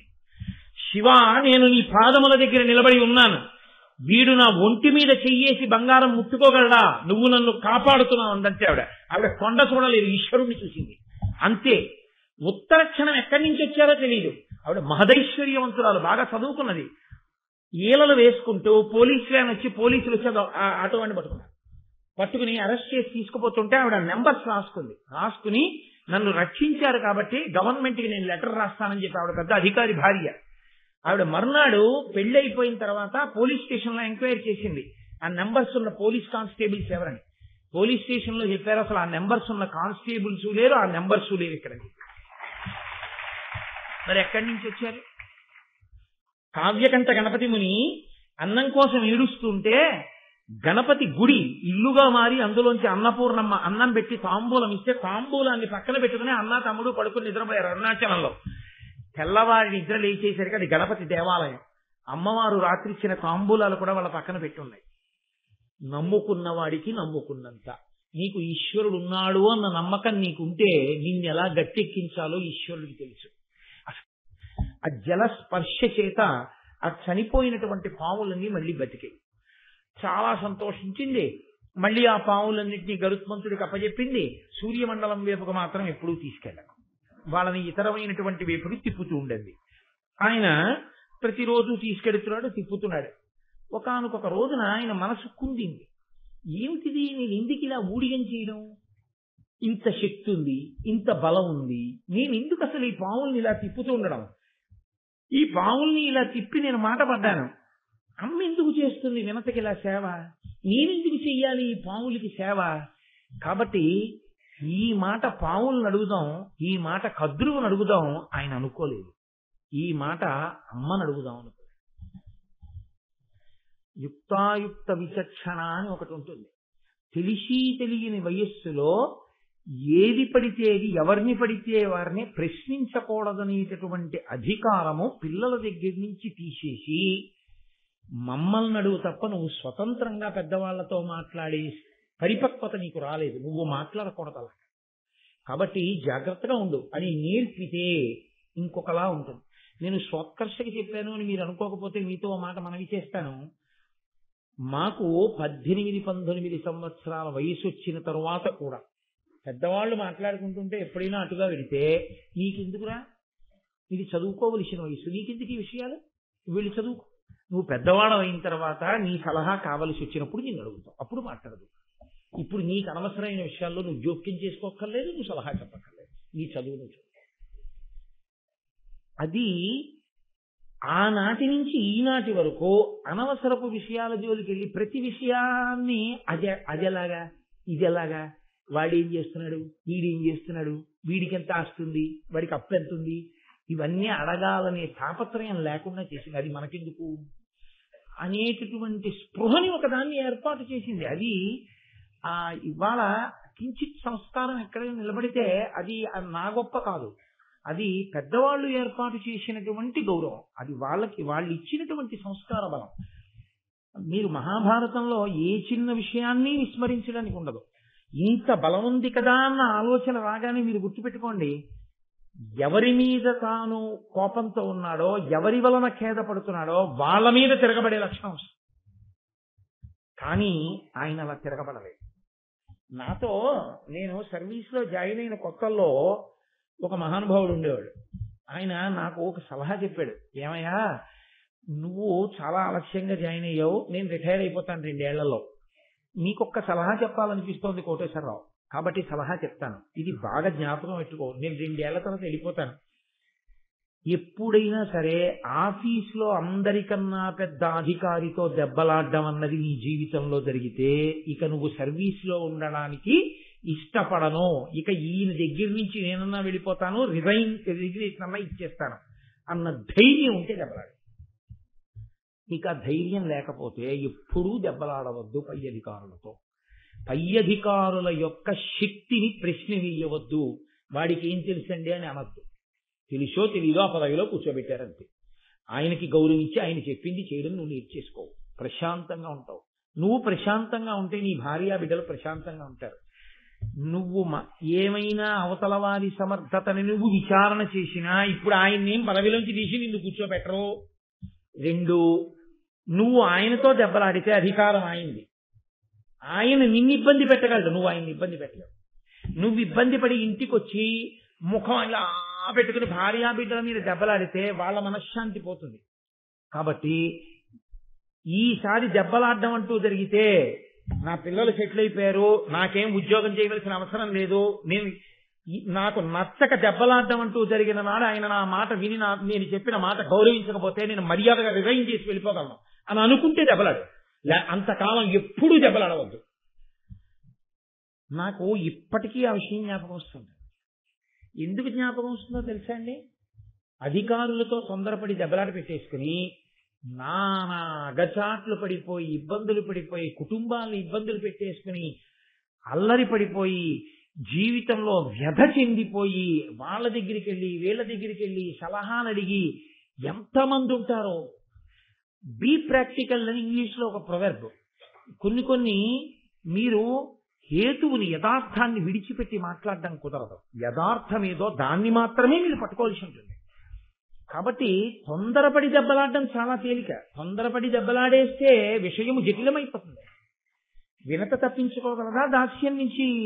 గరుత్మంతుడు తప్పించుకోగలరా దాస్యం నుంచి? కాబట్టి ఆయన పరిణతి అన్న మాటకు అది గుర్తు. పిల్లవాడయ్యి ఉండొచ్చు గరుత్మంతుడు, ఎవరిని అడగాలో వారిని అడిగాడు. వెళ్ళి అమ్మని అడిగాడు. అమ్మని అడిగేటప్పుడు కూడా ఎంత చక్కగా అడిగాడో చూడండి. ఏమిటమ్మా ఇష్టం వచ్చినట్టు అలా ప్రవర్తిస్తుంది పిన్ని, అలా పెద్దమ్మ అని అనలేదు. ఎందుకని ఉండడు? మీరు ఒక్కటే గుర్తించవలసి ఉంటుంది. అలా అనలేకపోయాడు అంటే వినత ఒప్పుకోదు అని మీరు గ్రహించారు. తప్పు. పెద్దమ్మ వల్ల ఇబ్బంది వచ్చినా ఆవిడ అమ్మ కన్నా పెద్దమ్మ కాబట్టి పెద్దమ్మ ఏం చెప్పినా ఆశీర్వచనమే తప్ప నువ్వు పెద్దమ్మను అలా ధిక్కరించకూడదు. నువ్వు వాళ్ళని అలా అనకూడదు, వాళ్ళు అన్నయ్యలు అని ఆవిడ ఏదో మంచి నేర్పింది. నేర్పకపోతే తాను తిరగబడకుండా వినతనిగింది కడిగాడు. ఆ పరిణతి కదు గరుత్మంతుణ్ణి శ్రీ మహావిష్ణువుకి వాహనం చేసింది ఆయన ధ్వజం మీద గుర్తు చేసి. ఈ స్థితి ఎక్కడి నుంచి వచ్చింది అంటే తల్లి బిడ్డల్ని పెంచినటువంటి స్థితిలోంచి వస్తోంది. మహాభారతం మనకే నేర్పుతుంది విషయాల్ని. అది తెలుసుకోనప్పుడు మనం పొందేటటువంటి వైక్లభ్యాన్ని కూడా పరోక్షంగా మనకి బోధ చేస్తుంది. కాబట్టి ఆయన అన్నాడు తల్లి దగ్గరికి వెళ్ళి, ఆయత పక్షతుండ హతినక్కుల శైలములెల్ల నుగ్గుగాజేయు మహాబలంబును ప్రసిద్ధియునుంగల నాకు ఈ పనిం బాయక వీపునం దవడు పాముల మోవను వరికిం పనుల్ సేయను ఏమి కారణము చెప్పుము దీని వయోరుహాననా. అమ్మా ఏమిటమ్మా ఈ ప్రారంభం? నేను నా రెక్కల యొక్క వేగంతో వెడుతూ నా ముక్కు యొక్క చివరి భాగంతో పొడిస్తే కులపర్వతాలు ముక్కలైపోతాయమ్మా, ధూళి కింద రాలిపోతాయి. అంత బలం కలవాణ్ణి, అంత ప్రసిద్ధి పొందిన వాణ్ణి, ఇంత బలం కలిగిన వాణ్ణి, ఇంత తేజస్సున్న వాణ్ణి ఏమి ప్రారంభమమ్మా? ఈ పనిం బాయక వీపునం దవడు పాముల మోవను. పనికి మాలిన పాములన్నింటినీ వీపు మీద ఎక్కించుకొని తిప్పుతున్నానమ్మా వీధులన్నీ. ఏమీ ప్రారంభం? నువ్వు చూస్తే ఆ కద్రువుకి సేవ చేస్తున్నావు, ఎందుకు వచ్చిందమ్మా ఇలాగా? దీనికి కారణం ఏమిటో చెప్పవా తల్లి? అసలు మనం ఎందుకు ఇలా చేస్తున్నాం? నువ్వు కశ్యప ప్రజాపతి భార్యవి, ఆవిడ కశ్యప ప్రజాపతి భార్య, మరి ఎందుకు మనం ఇద్దరం ఇలా ఉంటున్నాం? నాకు కారణం చెప్పమ్మా అంటే తల్లి ఇది ఇప్పుడు ఆవిడ ఉన్న మాట చెప్పేసింది అంటే అతిశయం పోయింది. 500 సంవత్సరాల దాస్యం ఆవిడికి ఇచ్చిన గొప్పతనం ఏమిటంటే ఇదిగో ఈ స్థితి. అందుకే ఏళ్ళనాటి శని వస్తే జాతకంలోకి ఒక అదృష్టంగా భావించండి. అందుకే ఆయన్ని శనీశ్వరుడు అని, శనైశ్వరుడు అని. శనైహి చరహ. కష్టాలు ఇస్తాడు. కష్టాలు ఇస్తే ఏమవుతుందండి? తట్టుకుని ఓర్పు వస్తుంది, గొప్ప అనుభవం వస్తుంది. అంత గొప్ప అనుభవం వచ్చింది కాబట్టి దెబ్బతింటావురా, నేను ఎలా తిన్నానో తెలుసా అని 10 మందికి చక్కగా చెప్పగలిగినటువంటి శక్తి వస్తుంది. కాబట్టి ఏళ్ళనాటి శని ఒక రకమైన వరం. పైగా మీకు ఇంకొక మాట చెప్పనా, గ్రహాలన్నీ కూడా ఈశ్వరుని యొక్క కింకరులండి. శనిగాడు శనిగాడు అని ఒక మాట అంటుంటారు, చాలా పొరపాటుది. ఆయన గ్రహాలలో ఒకడు, మహానుభావుడు. ఆయనని అలా నిందించడం, అలా మాట్లాడడం ఎప్పుడూ చేయకూడదు. ఆయనకి ఒక గొప్ప శక్తి ఉంది. ఏమిటో తెలుసా అండి? ఆయన కష్టపెడతాడు. ఎలా కష్టపెడతాడో తెలుసా? ఆయన అనుగ్రహం కాని కలిగిందనుకోండి, మీరు భగవత్ సేవలో ఉన్నారనుకోండి, ఆయన ఎలా కష్టపెడతాడంటే, మీరు చక్కగా ఏదో ఒక గొప్ప మోక్షపురికి యాత్రకు వెళ్ళేటట్టు, ఆ యాత్రలో మామూలుగా భార్యను తీసుకుని పైలా 25 ఏదో ఆ గుళ్ళోకి ఈ గుళ్ళోకి వీళ్ళొచ్చేయడం కాదు. యాత్రకు వెళ్ళినప్పుడే భార్యకి జ్వరం వచ్చి పడుకుంటే, భగవంతుణ్ణి మామూలుగా అయితే ఆవిడ ఎక్కడో ఉంటుంది, ఈయన ఎక్కడో ఉంటాడు, ఈయన పొడుగు కాళ్ళు 4 అంగలు వేసుకుని వెళ్ళిపోతుంటాడు, ఆవిడ వెనకాల ఎవరో తీసుకొస్తుంటారు, ఆవిడ వస్తుంటుంది. పాపం ఎప్పుడు ఏ పూజో గోత్ర సంకల్పాల దగ్గర ఆవిడ ఇంతమందిని దాటుకుని ఆయన పక్కకు వస్తుండాలి. ఇప్పుడు ఏమవుతుందంటే, ఆవిడ జ్వరం వచ్చి గదిలో పడుకుంది, ఈయన కామాక్షి దగ్గరికి వెళ్ళి, అమ్మ మా ఆవిడ్ని జాగ్రత్తగా చూడమ్మా, అది లేకపోతే నా బతుకు ఎక్కడుందమ్మా అని ఇప్పుడు పక్కన లేకపోయినా ఆవిడ గురించి ప్రార్థన చేస్తాడు. మనసులో కించిత్ బాధ ఉంది, బెంగుంది, బరువుంది. అది భగవంతుడి దగ్గర చెప్పుకునే అవకాశం ఇస్తాడు. కానీ యాత్ర ఏం పాడవదు. ఏం చూద్దాం అనుకున్నావో అంతకన్నా బాగా జరుగుతుంది. ఒక మాట చేద్దాం అనుకున్న మోక్షపురి ప్రవేశం 2 మాటలు, 2 మాటలు కంచెలు వస్తాయి. కించిత్ కష్టపెడతాడు, కానీ బాగా నీ లోపల ఉన్న ప్రేమ ఉద్భుతమవుతుంది. ఇది చూసి అప్పమ్మా ఆయనకి నా మీద ఎంత ప్రేమో అని ఆవిడ మరింతగా నిన్ను అనువర్తిస్తుంది, మరింత అన్యోన్యత పెరుగుతుంది. కాబట్టి శనీశ్వరుని వలన వచ్చే ఇబ్బంది ఏమి ఉండదు. కాబట్టి బెంగ పెట్టేసుకుని ఇంకా వచ్చినవన్నీ ఆయన అదే పనిగా శాడిస్ట్లా కూర్చుని ఇంకా భగ్నం చేసేస్తుంటాడు. దీపం పెడితే కాలుతో తన్నేస్తాడు, అన్నం పెట్టుకుంటే చేతితో తోసేస్తాడు అనుకోకూడదు. ఆయన గొప్ప అనుభవాన్ని ఇస్తాడు అని మనం భావన చేస్తే చక్కగా ఆయన కూడా అలాగే చేస్తాడు, కష్టపెడతాడు. ఏ రూపంలో కష్టపెడతాడు? ఇవాళ బలవిగ్గా ఉందని చెప్పేసి నిన్న రాత్రంతా జాగరణ చేశాం కదా అని చెప్పేసి ఉత్తి రోజుల్లో అయితే ఏదో స్నానం చేసి సంధ్యావందనం ఒకటి చేసి కాళ్ళు దాపుని సోఫాలో కూర్చుని ఏ క్యాసెట్టో వింటూ కూర్చుంటాం. మహాభారతం చెప్తుంటే మళ్ళీ ఓసారి గబగబా అమృతాపహరణ ఘట్టాన్ని ఒకసారి చూసుకుని ఒళ్ళు దిగిరి పెట్టుకోకపోతే బాగుంటుందా 10 మందికి చెప్పేటప్పుడు? అది నీకు ఓపిక ఉన్నా లేకపోయినా, పడుకుందామనున్నా కూర్చుందామనున్నా, సాయంకాలం అయ్యేటప్పుడు సంధ్యావందనం చేసుకుని పంచ కట్టుకుని భారతం పట్టుకుని వచ్చి కూర్చుని భారతం చెప్పుకుంటున్నాం. ఏమి ఇప్పుడు నీకు వచ్చిన నష్టం ఏంటి? కాళ్ళు దాపు కూర్చునే బదులు భారతం చెప్పిస్తారు. కష్టంలా అనిపిస్తుంది, కానీ నీ అదృష్టం కాదు. ఉత్తరాయణంలో మాఘమాసంలో కూర్చుని అయ్యప్ప స్వామి సన్నిధానంలో భారతం చెప్పుకోవడం అది ఈశ్వర కృప. పైకి కనపడదు, కానీ ఆయన అనుగ్రహిస్తూ ఉంటాడు. కాబట్టి అది పట్టుకుని ఉండగలిగితే ఈశ్వరుని యొక్క అనుగ్రహం కలుగుతుంది. అలా ఆవిడకున్నటువంటి ఒకే ఒక దుర్లక్షణం, ఏ అతిశయం ఉన్నదో అది పోయింది. దాస్యాన్ని పోవడం వల్ల ఇప్పుడు పరిణతి వచ్చేసింది.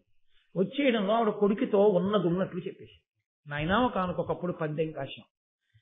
ఆ పందెం కాయడం అనేటటువంటి లక్షణమే తప్పు, కానీ పందెం కాశాం, ఓడిపోయాను. ఇదిగో నేను ఇలా దాస్యం చేస్తున్నాను అంతేననుకుంటున్నావా? 2 గుడ్లు పుట్టాయి నాకు. నీకు అన్నగారు ఒకడున్నాడు అరుణుడు అని. నేను కేవలం తల్లిని తొందరగా అవలేకపోయానని ఒక రకమైనటువంటి అతిశయం వలన కలిగిన సిగ్గు చేత ఆ గుడ్డుని బదలగొట్టాను. పాపం అధోభాగం పూర్ణంగా ఏర్పడని పిల్లవాడు పుట్టాడు. మరి ఆ వాడికి ఎంత బాధేస్తుంది? వాడు నన్ను శపించాడు, 500 సంవత్సరములు దాస్యం చేస్తావో ఈ 2వ గుడ్డులోంచి పుట్టేటటువంటి పిల్లవాడి వల్ల నీకు ఆ దాస్యం పోతుందన్నాడు. కాబట్టి నాయన అప్పటి నుంచి నేను ఎదురు చూస్తున్నాను, నీ వలన నాకు దాస్యం పోతుంది అని నమ్మి ఉన్నాను. వృద్ధిలోకి వచ్చినటువంటి పిల్లల వలన తల్లిదండ్రులు కష్టములలోంచి పైకి వచ్చి సంతోషపడడం అన్నది లోకంలో ఉన్న మర్యాద కదా అన్నాడు. అది నిజం కదండి. లోకంలో తల్లిదండ్రులకి గొప్ప సంతోషం ఎప్పుడో తెలుసా? తాము పెంచి పెద్ద చేసుకున్నటువంటి బిడ్డలు ప్రయోజకులై వాళ్ళు అమ్మని నాన్నని ఎంతో సంతోషంగా చూస్తున్నారనుకోండి, ఆయన పడ్డ కష్టాలన్నీ మర్చిపోతాడు. మర్చిపోయి అబ్బా ఎంత హాయిగా ఉన్నాను, ఎంత సంతోషంగా ఉన్నాను అంటాడు. అదే పిల్లలు ప్రయోజకులు కాలేదనుకోండి, పిల్లలు తల్లి తండ్రి వంక అలా ప్రేమగా చూసేవాళ్ళు కారనుకోండి, ఆయనకు ఆ సంతోషం ఉండదు. నేను మీతో చెప్తున్నవి పచ్చి యథార్థాలు మాట్లాడుతున్నాను, జీవితంలో మీరు గ్రహించాలి. ఒక వయస్సులో మంచి భార్య రావడం సంతోషం, ఒక వయసులో డబ్బు బాగా సంపాదించడం సంతోషం, ఒక వయసులో ఓ 2 కొడుకులు పుట్టడం సంతోషం, కన్యాదానం చేయడానికి కూతుళ్ళు పుట్టడం సంతోషం, ఇంకొక వయసులో మంచి అల్లుళ్ళు రావడం సంతోషం, ఇంకొక వయసులో కొడుకులు కూడా ప్రయోజకులు కావడం సంతోషం. పండిపోయే స్థితిలో ఆ పిల్లలందరూ పరమ ప్రేమతో నాన్నగారండి నాన్నగారండి నాన్నగారండి అని, అన్నయ్య దగ్గరికి వెళ్తే తమ్ముడు నాన్నగారండి నాన్నగారండి ఎప్పుడు వచ్చేస్తారు నాన్నగారండి అంటాడు, తమ్ముడి దగ్గరికి వెళ్తే అన్నయ్య నాన్నగారండి నాన్నగారండి ఎప్పుడు వచ్చేస్తారండి అంటాడు. నాన్నగారు ఉన్న చోటకి పిల్లలందరూ వచ్చి చుట్టూ కూర్చుని మాట్లాడతారు. నాన్నగారితో పిల్లలకి ఇబ్బందులు లేవు, పిల్లలతో నాన్నగారికి ఇబ్బందులు లేవు. చక్కగా నాన్నగారి పేరు మీద అంత గౌరవంతో నాన్నగారి గౌరవాన్ని నిలబెడుతూ పిల్లలు నాన్నగారు కలిసి ఉన్నారు. ఇప్పుడు ఆయనకి పిల్లల కన్నా, కొడుకుల కన్నా, కూతుళ్ల కన్నా, అల్లుళ్ళ కన్నా, మనవల కన్నా, ఐశ్వర్యం కన్నా ఆయన గర్వంగా చెప్పేది ఏం చెప్తాడో తెలుసా అండి? చాలా సంతోషం అండి. ఏదో నేను పెద్ద అబ్బాయి దగ్గరికి వెళ్ళాను అనుకోండి, మా అమ్మాయి అంటుంది నాన్నగారండి నాన్నగారండి నా దగ్గర కూడా వచ్చి ఉండొచ్చు కదా, ఆడపిల్ల ఇంట్లో ఉండకూడదు అంటారు ఏంటి నాన్నగారండి అంటుంది.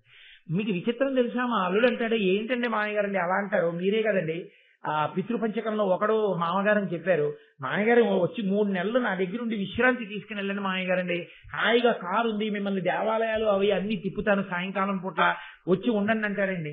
అల్లుడు కొడుకులా మాట్లాడతారండి. ఎంత ప్రేమ అనుకుంటున్నారు? చిన్న ఇబ్బంది జరిగిందంటే మామయ్యగారు ఎలా ఉన్నారంటాడు. ప్రతి 2 రోజులకి ఫోన్ చేసి మాట్లాడకుండా ఉండడు మా అల్లుడు. నా అదృష్టం అండి అలాంటి అల్లుడు అంటాడు.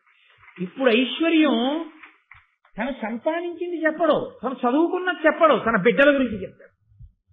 తన బిడ్డల వలన పొందుతున్న తృప్తిలో పరమ సంతోషంగా గడిపి ఈశ్వరుడికి నమస్కారం దేనికి చేస్తాడో తెలుసండి? నాకింత చదివిచ్చావు, నాకింత వ్యాపారం ఇచ్చావు, నాకింత డబ్బు ఇచ్చావు, నాకు ఇన్ని ఇళ్ళు ఇచ్చావు, నాకు ఇన్ని మేడలు ఇచ్చావు, నాకు ఇన్ని మిద్దెలు ఇచ్చావు అండవు, నాకింత మంచి బిడ్డలు ఇచ్చావు నమస్కారం. ఇది జీవితంలో ఉండే ప్రస్థానం. రామాయణంలో దశరథుడికి ఇంకోలా అయింది, ఆ బిడ్డడు దూరం నుంచి చచ్చిపోయాడు. ఇక్కడ కద్రువ వినత సంతోషం ఏమైందంటే ప్రయోజకుడైన కొడుకు వల్ల నేను ఈ స్థితిని పొందుతున్నాను అంటున్నాడు. నువ్వు ప్రయోజకుడివిరా నాయన, నీ వల్ల నేను ఈ దాస్యం నుంచి పైకి వస్తాను, నీ అన్న చెప్పాడు, ఆ మాట పోదు. కాబట్టి ఇంతకన్నా తల్లిదండ్రులకి సంతోషమే ఉంటుంది. నా అపరిపక్వతతో, నా తెలియని తనంతో కష్టం తెచ్చుకున్నాను, కానీ కడుపున పెట్టిన బిడ్డడు నన్ను ఆ కష్టం నుంచి పైన పడేస్తున్నాడు, ఇంకింతకన్నా నాన్న నాకేం కావాలరా అంటుంది. చూడండి, అంత బాగా చదువు వచ్చిరాని తండ్రి ఉన్నాడు అనుకోండి, జీవితంలో తన కష్టపడి పైకి వచ్చాడు, బాగా చదువుకున్నాడు కొడుకు, నాన్నగారని ఇంకా మీకు ఎందుకు అవన్నీ, నేనున్నాను కదా, నేను చూస్తాను, అన్నీ నేను చూసి నాన్నగారండి సంతకం పెట్టండి అంటే పెట్టండి, లేకపోతే మీరు వాళ్ళని వీళ్ళని అడగండి, ఏమిటి మీ కర్మ, నేను లేను నేను చూస్తాను అని కొడుకు నాన్నగారికి అన్ని చూసి పక్కన కూర్చుని నాన్నగారండి ఇది ఇలా రాశారు, ఇలా వద్దు నాన్నగారండి, ఇలా రాయిద్దాం నాన్నగారండి అని అనుకోండి. ఆ తండ్రి వాటిని చూడవు, ఆ కొడుకు వంక చూస్తూ మురిసిపోయి చాలు, ఇలాంటి కొడుకున్నాడు ఇంకేం కావాలి. అది తల్లిదండ్రులకి బిడ్డలకి ఉండే అనుబంధాన్ని చెప్తోంది మహాభారతం. గృహస్థాశ్రమంలో గృహస్థు తరించేది అక్కడ, పొంగన్న మాట అక్కడ ఉంటుంది. తాను చదువుకున్నాడు, తాను గొప్ప కీర్తి సంపాదించాడు, తాను ఎంతో డబ్బు సంపాదించాడు, తాను కొడుకుని కన్నాడు, ఎన్ని నేర్పాలో అన్ని నేర్పాడు, కొడుకు గుణం చెయ్యాడు. ఇప్పుడు తండ్రి బెంగ దేని మీద ఉంటుంది చివరి కాలంలో? నాకు బిరుదులున్నాయి, నాకు సింహతలాటాలున్నాయి, నాకు స్వర్ణ కంకణాలున్నాయి, వీధిలో కెడితే నా కాళ్ళ మీద పడి నమస్కారం చేస్తారు కానండి, ఆంతరంగికులు ఎవరైనా వస్తే ఏమిటో పాపం మీ ప్రారంభం ఆ కొడుకే అలా అంటారు, వాడేనండి నాకు నా మనసుకి శాంతి లేదంటే. అందరికీ తన వాక్కులతో శాంతిని ఇచ్చేవాడికి శాంతి లేదు. ఎందుకని? కొడుకు అటువంటి వాడు. ఇక నాకు అనుకోలేరు మహాప్రభు, నా కొడుకు అటువంటి వాడు కాదు, ఈశ్వరుడి దయ వల్ల. అంటే మీతో వ్యక్తి స్థితికి చెప్తున్నాను, ఒక్కొక్క దశలో ఒక్కొక్కటి ఉంటుంది. వినత ఇవాళ అటువంటి భాగ్యాన్ని పొంది, ఏ తల్లిదండ్రులైనా చిట్ట చివర అలా మాట్లాడగలిగిన స్థితిని పొందితే వాళ్ళు ఈశ్వరానుగ్రహంతో పండారు జీవితంలోని గుర్తు. ఈశ్వరానుగ్రహం వాళ్ళ యందు ప్రకాశించిందని గుర్తు. అది నిలబెట్టుకోవాలి ఆ భగవత్ కృపని. కాబట్టి ఇప్పుడు ఈ మాట ఆయన చెప్తే, ఆయన వినత గరుత్మంతుడితో చెప్తే, ఆయన ఆ పావుల దగ్గరికి వెళ్ళి ఒక రోజున వాళ్ళని అలా విహారం చేయించి తీసుకొచ్చి కూర్చోబెట్టి వాళ్ళతో ఒక మాట అన్నాడు. నేను మిమ్మల్ని ఇంతగా సేవిస్తున్నాను, మా అమ్మ మీ అమ్మని సేవిస్తోంది. దీనికి అంతటికీ కారణం వాళ్ళిద్దరి మధ్య జరిగినటువంటి పందెం. దానివల్ల మా అమ్మ దాస్యాన్ని పొందడం. నేను మీకు ఏం చేస్తే నన్ను మా అమ్మని దాస్యం నుంచి బయటపడేస్తారో మీరు చెప్పండి. అంటే ఇక్కడ మీరు ఒక్క విషయం ఆలోచించాలి. 2 కోణములు ఉంటాయి. ఒకటి, వెంటనే వాళ్ళేమనొచ్చంటే, చాలు పుట్టినప్పటి నుంచి పిన్నమ్మ అంత చేసింది, పుట్టినప్పటి నుంచి తమ్ముడు అంత చేశావు, ఇంకా ఏం చేయాలి? మిమ్మల్ని దాస్యం నుంచి విడిపించడానికి ఇంకా నువ్వేమైనా తేవాలా మాకు? ఎప్పటికీ మన మధ్య ఈ అన్నదమ్ముల అనుబంధం ఇలా ఉండిపోతే చాలు. ఎప్పటికీ మమ్మల్ని నువ్వు రక్షిస్తుండు, మేము నిన్ను రక్షిస్తుంటాం. చెయ్యి కలిసి మనం అన్నదమ్ములుగా నిలబడదాం. మన అమ్మలు అక్క చెల్లెళ్ళు కాబట్టి నువ్వేమీ మాకు తేవక్కర్లేదు, నువ్వు మాకేమీ ఇవ్వక్కర్లేదు. ఈ క్షణంలోంచే నిన్ను మీ అమ్మని దాస్యం నుంచి విడిపిస్తున్నాం. ఇక నువ్వు మాకు దాసుడవు కావు, మనం అన్నదమ్ములం అని ఒక మాట అనుంటే భారతం ఒకలా ఉండుండేది. అలా అనేంత సంస్కారం కద్రువ నుంచి పిల్లలకి రాలేదు. ఆవిడ నేర్పలేదు, వీళ్ళకి రాలేదు. కాబట్టి వీళ్ళకి ఇప్పుడు కూడా వ్యాపారం. అడిగాడు కదా, జీవితాంతం వీణ్ణి దాసుడుగా ఉంచుకుంటే మంచిదా, వీణ్ణి దాసుడుగా విడిపించాలంటే ఇంత గొప్ప దాసుణ్ణి మనం విడిపిస్తున్నాం కాబట్టి వీడి బలాన్ని అడ్డుపెట్టి మనకి చాలా ముఖ్యమైనది తెచ్చుకుంటే బాగుంటుందా? కాబట్టి వాళ్ళన్నారు, అమిత పరాక్రమంబును రయంబును లావును కల్గు ఖేచరోత్తముడవు నీవు, నీదైన దాస్యము బాచికొనంగా నీకు చిత్తము కలదేమి, భూరి భుజదర్పము శక్తియు ఏర్పడంగా మాకు అమృతమ్ము తెచ్చి ఇమ్మనిన అవ్విహగేంద్రుడు సంతసంబునన్. ఎంత చిత్రమో చూడండి. వాళ్ళు అడిగింది ఏమిటంటే, నీకు ఒంట్లో బలం ఉంది, వేగం ఉంది, వెళ్ళగలవు, కాబట్టి అమృతం పట్టరా. అమృతం ఎందుకు? వీళ్ళు తాగుతారట. వీళ్ళు తాగితే ఏమవుతుంది? వీళ్ళకి మృత్యు ఉండదు, అలా బ్రతికుంటారు. వీళ్ళు బ్రతికుండడానికి అమృతాన్ని తెస్తే తాగుతారు. వీళ్ళు 1000 మంది ఉన్నారు, వీళ్ళు ఎక్కడికి కదలరు, వీళ్ళు సరే ఇలాగే ఉంటారు. ఆవిడకున్నది 2 కొడుకులు, ఒక కొడుకు వెళ్ళిపోయాడు సూర్యుడికి రథసారథిగా. ఆయనకి హాఫ్ డే సీఎల్ కాదు, 1 అవర్ పర్మిషన్ కూడా ఉండదు. ఎందుకంటే రథం ఎప్పుడూ తిరుగుతుండాలి. దానికి పెయిడ్ హాలిడేస్, పబ్లిక్ హాలిడేస్, లేకపోతే రెస్ట్రిక్టెడ్ హాలిడేస్, క్యాజువల్ లీవ్లు, ఎరెండ్ లీవ్లు, హెచ్ఏపిఎల్, కమిటేషన్స్ అవి ఆయనకి ఉండవు. ఆయన బాస్ అలాంటి వాడు, ఆయన వర్క్ అటువంటిది, ఆయన ఎప్పుడు అలా పెడుతూ ఉండడం. కాబట్టి ఆయన అమ్మని చూడడానికి రావడం ఆయనకి కుదరదు. మరి ఇంకా ఉన్నదెవరు? ఈ ఒక్క పిల్లాడు. ఆవిడ అంటూ మనశ్శాంతి పొందితే రాత్రి ఈ పిల్లాన్ని చూసుకుని సంతోషిస్తుంది. ఇప్పుడు ఈ పిల్లాన్ని అమృతం తీసుకురావడానికి పంపిస్తే ఎవరి మీదకి వెళ్ళాలి? యుద్ధానికి. స్వర్గలోకంలో ఇంద్రుడి మీదకి వెళ్ళాలి. ఇంద్రుడు దేవతలకు అధిపతి. దేవతాశక్తులు అంటే సామాన్యమైనవా? దేవతలందరూ కలిపి మట్టు పెట్టేస్తే ఇన్ని పోతాడు. మీకు నష్టం, మాకేమవుతుంది? ఓ దాసుడు పోయాడు. వస్తే ఇంకా మాకు ఛానే లేదు, ఇంకా ఆయన అవసరం మాకేంటి? మాకు జరా లేదు, మరణం లేదు, అమృతం తాగిన వాళ్ళ హాయిగా ఉంటాం. ఇంక ఈయన లేకపోయినా ఈయన ఉంటే ఉంటాయి, అవన్నీ మాకు ఉంటాయి. ఎంత క్రూరమైన ఆలోచనో మీరు ఆలోచించారు. ఇలా ఆలోచించచ్చా అనేటటువంటి కనీస పరిణతి కాని మర్యాద కాని వాళ్ళకి లేవు. కాబట్టి అంత గొప్ప ఆలోచన వాళ్ళు చేయగలిగారు. ఆయన అన్నాడు సంతసంబునం, చాలా సంతోషంగా అంగీకరించాడు. ఆయనకి ఎందుకు సంతోషం? ఒక్కటి ఆయన సంతోషం, అమ్మయ్యా మా అమ్మ దాస్యం విడుదలైపోయింది, ఇది రక్షించి. అమ్మ మీద ఉన్న భక్తి ఉందే, ఆ మాతృభక్తి ఉందే, అదే శ్రీరామ రక్ష. అమ్మ నోటి మాట ఉందే, అమ్మ నోటి మాటయే అంగరక్ష. అందుకే పూర్వం పిల్లలకి స్నానం చేయించినా కూడా నీళ్లు తిప్పి శ్రీరామరక్ష 1000 ఐశ్వర్య 1000 ఐదోతనం అని చెప్పి ఆ పిల్లలందరినీ కూడా తల్లిదండ్రులు ఆశీర్వచనం చేయడం, చక్కగా పుట్టినరోజు వస్తే వాడిని పీటల మీద కూర్చోబెట్టి కాస్త నూనె వాడి తల మీద పెట్టి వీపు మీద పెట్టి వాడికి ఆ నూనె రాసి వీపుకి రాసి అప్పుడు చక్కగా వాడికి ఆశీర్వచనం చేయడం.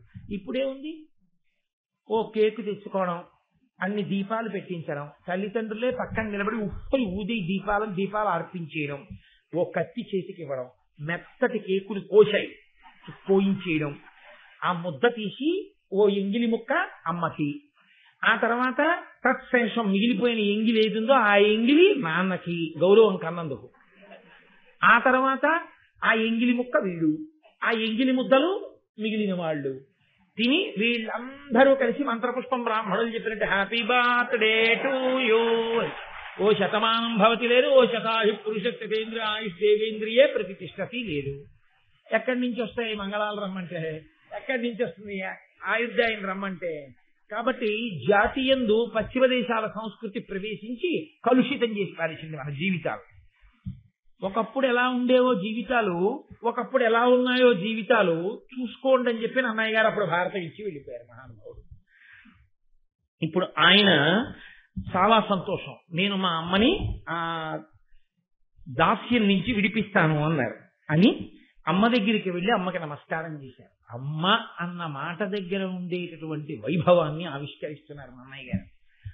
ఆవిడ అమ్మా నీ దాస్యం విడిపించేస్తానమ్మా, వాళ్ళు అమృతం అడిగారమ్మా, పావులు అమృతం తేవడానికి బయలుదేరుతున్నానమ్మా అన్నారు.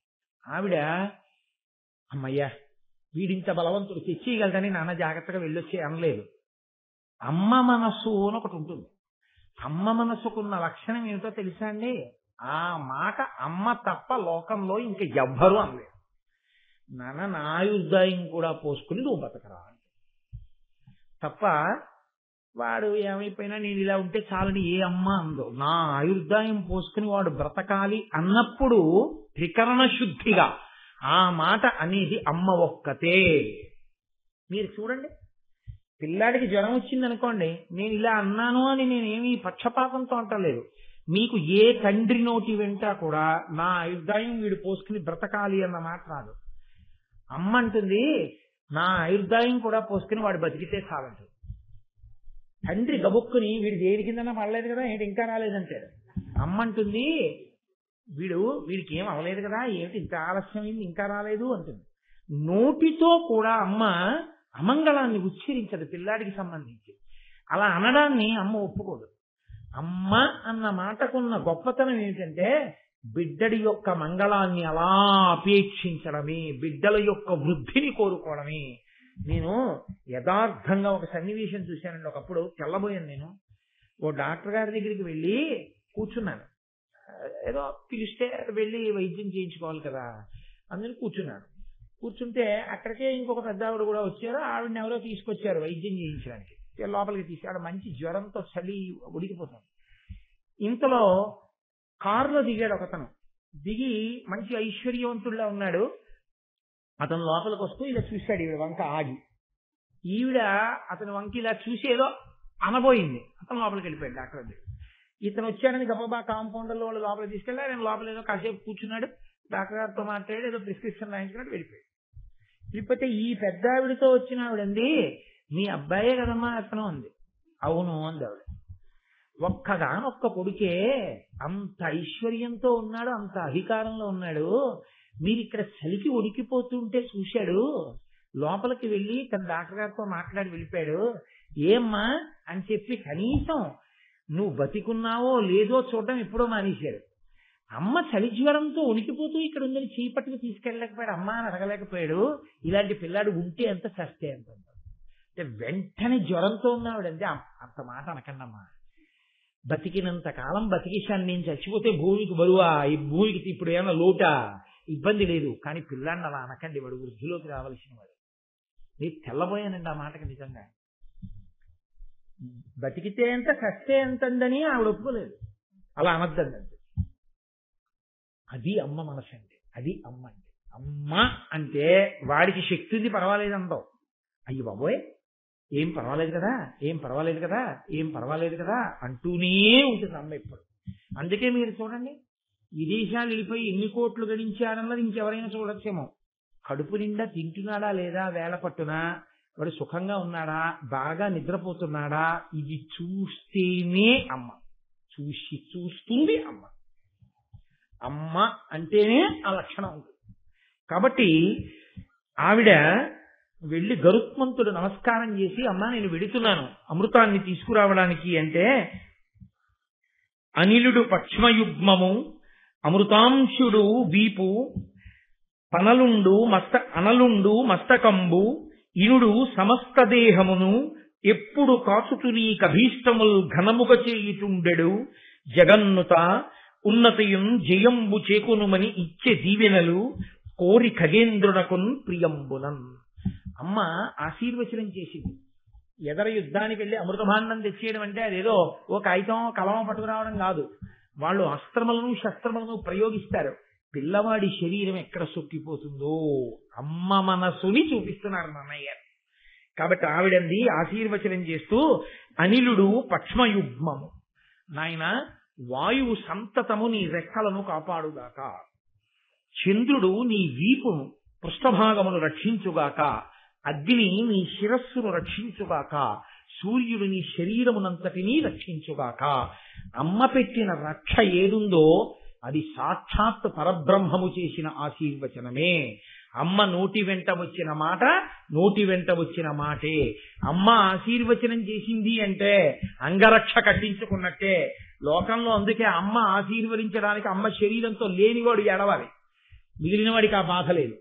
అమ్మ అన్న మాటకి లక్షణం ఏమిటో మీకు ఒక్క మాట చెప్తాను, జ్ఞాపకం పెట్టుకోండి. ఒక మహాసభలో సన్మాన పత్రం ఇచ్చి గండపెండేరమో లేకపోతే చేతికి స్వర్ణకంకణమో వేశారనుకోండి, అందరంటారు అబ్బా ఏమి గొప్పవాడండి, ఎంత సభాపూజ్యత అండి, స్వర్ణ కంకణం వేశారు మహానుభావుడికి, అంత గొప్ప సన్మాన పత్రం ఇచ్చారు, ఏం అదృష్టమో ఏ జన్మలో ఏ పుణ్యం చేసుకున్నాడో అంత గొప్ప స్థాయిని పొందాడంటుంది. ఇంటికి వెళ్ళేటప్పటికీ అందరూ వెళ్ళిపోగానే వీరే అలాగే కూర్చొని కాస్త ఉప్పట్టుకొచ్చి దిగదుడిచి పారేసేది అమ్మ ఒక్కతే. అమ్మ ఎప్పుడు ఏం చూస్తుందో తెలుసా అండి, వీడికి కనురాపు తగిలిపోతుందేమో, వీడి ఒళ్ళు వేడెక్కుతుందేమో అంటుంది, జ్వరం వస్తుందేమో అందో మీరు చూడండి, వీడికి ఉష్ణం వస్తుందేమో అంటుంది. అసలు నిజంగా నేను ఒక ఆవిడని అడిగాను, ఏమ్మా పెంటయ్య అని పేరు ఎందుకు పెట్టుకున్నారమ్మా, నేను బ్రాహ్మణుల్లో అలా చూడలేదు ఎప్పుడును అన్నాను. అంటే ఆవిడన్నారు నాతోటి, మహాైశ్వర్యం నాయన మాది. ఆ రోజుల్లో ఈయనకి అంటే ఆవిడ భర్తకి బిడ్డలు కలగలేదు, ఎందరో నమస్కారం చేసేవారు ఆయనకి బిడ్డలు కలగకూడదని. ఆయనకి బిడ్డలు కలిగితే ఐశ్వర్యం అంతా మాకు ఉండిపోతుంది, లేకపోతే ఆ మిగిలిన వాళ్ళ పిల్లలకి ఇస్తారని, ఎవరినో ఒకళ్ళని పెంపు తీసుకుంటారని బిడ్డలు కలగకూడదని పూజలు చేయించారు. అదృష్టం కొద్దీ నాకు ఈ కొడుకు పుట్టాడు నాయన, ఒక్కడే ఒక్క కొడుకు. వాడు పెరిగి పెద్దవాడు అవుతుంటే అందరి కనురాపు తగులుతుందని, కనురాపు తగలకుండా పెంటపోగు ఎలా తిరిగినా ఎవ్వరూ పట్టించుకోరో, పెరుగుతోందని ఎవ్వరు అంత పెంటపోగు అయిపోయింది అంటారు, కానీ దాని మీద దృష్టి ఉండదుగా. అలా కొంతైనా దృష్టి దోషం పిలుపుతో పోవాలని పెంటయ్యా అని పేరు పెట్టుకుని కొడుకుని రక్షించుకున్నాను నాయన అందాడు. నేను తెల్లబోయానండి, దెబ్బలాడి పెట్టుకున్న పేరు నా కొడుకు కదండి. ఎంత ప్రేమరా నిజంగా, నేను తెల్లబోయాను. అమ్మే లోకం. కాబట్టి వాయువు రెక్కలను రక్షించుగాక, చంద్రుడు వీపును రక్షించుగాక, అగ్ని శిరస్సును రక్షించుగాక, సూర్యుడు మొత్తం శరీరమును రక్షించుగాక అని ఆవిడ ఆశీర్వచనమిచ్చి నాయనా బయలుదేరు అంటే ఆయన అన్నాడు, అమ్మా తప్పకుండా బయలుదేరుతాను, కానీ ఇన్నాళ్ళు అమ్మా ఏదో సరిపోయినా సరిపోకపోయినా దాస్యంలో ఉన్నాగా సరిపెట్టుకున్నాను. అంత పెద్ద పని మీద వెళ్ళేటప్పుడు కడుపు నిండా తిని వెళ్ళాలి కదమ్మా, ఆకలిస్తోంది. నా కడుపు నిండా తినడానికి కావలసినంత పదార్థం ఎక్కడుందో చెప్పమ్మా, తిని బయలుదేరుతాను. అమ్మకి నిజంగా ఆ మాట ఎంత బాధగా ఉంటుందండి. ఆవిడ, నాన్న ఇదిగో ఫలానా చోటు ఉంది, అక్కడ వెళ్ళి చక్కగా కడుపు నిండా తిని వెళ్ళి అమృతం పట్టుకుని రా, వెళ్ళి రా అంటుంది. కానీ అమ్మ వెళ్ళు అంతే కదండి. కాబట్టి మనం కూడా ఇవాళ వెళ్ళి రేపు సాయంకాలం 6:30కి వద్దాం. వస్తే అమృతాపహరణమో ఆయన భోజనం చేయడం రేపు చూద్దాం. చీకటి పడిపోయే కిందకి ఇంకా మళ్ళీని. అందుకని మంగళాశాసన పరై మదాచార్య పురోగమై సర్వైశ్చ పూర్వైరాచార్యై సత్కృతాయాస్తు మంగళం. మంగళం కోసలేంద్రాయ మహనీయ గుణాత్మనే చక్రవర్తి తనూజాయ సర్వభౌమాయ మంగళం.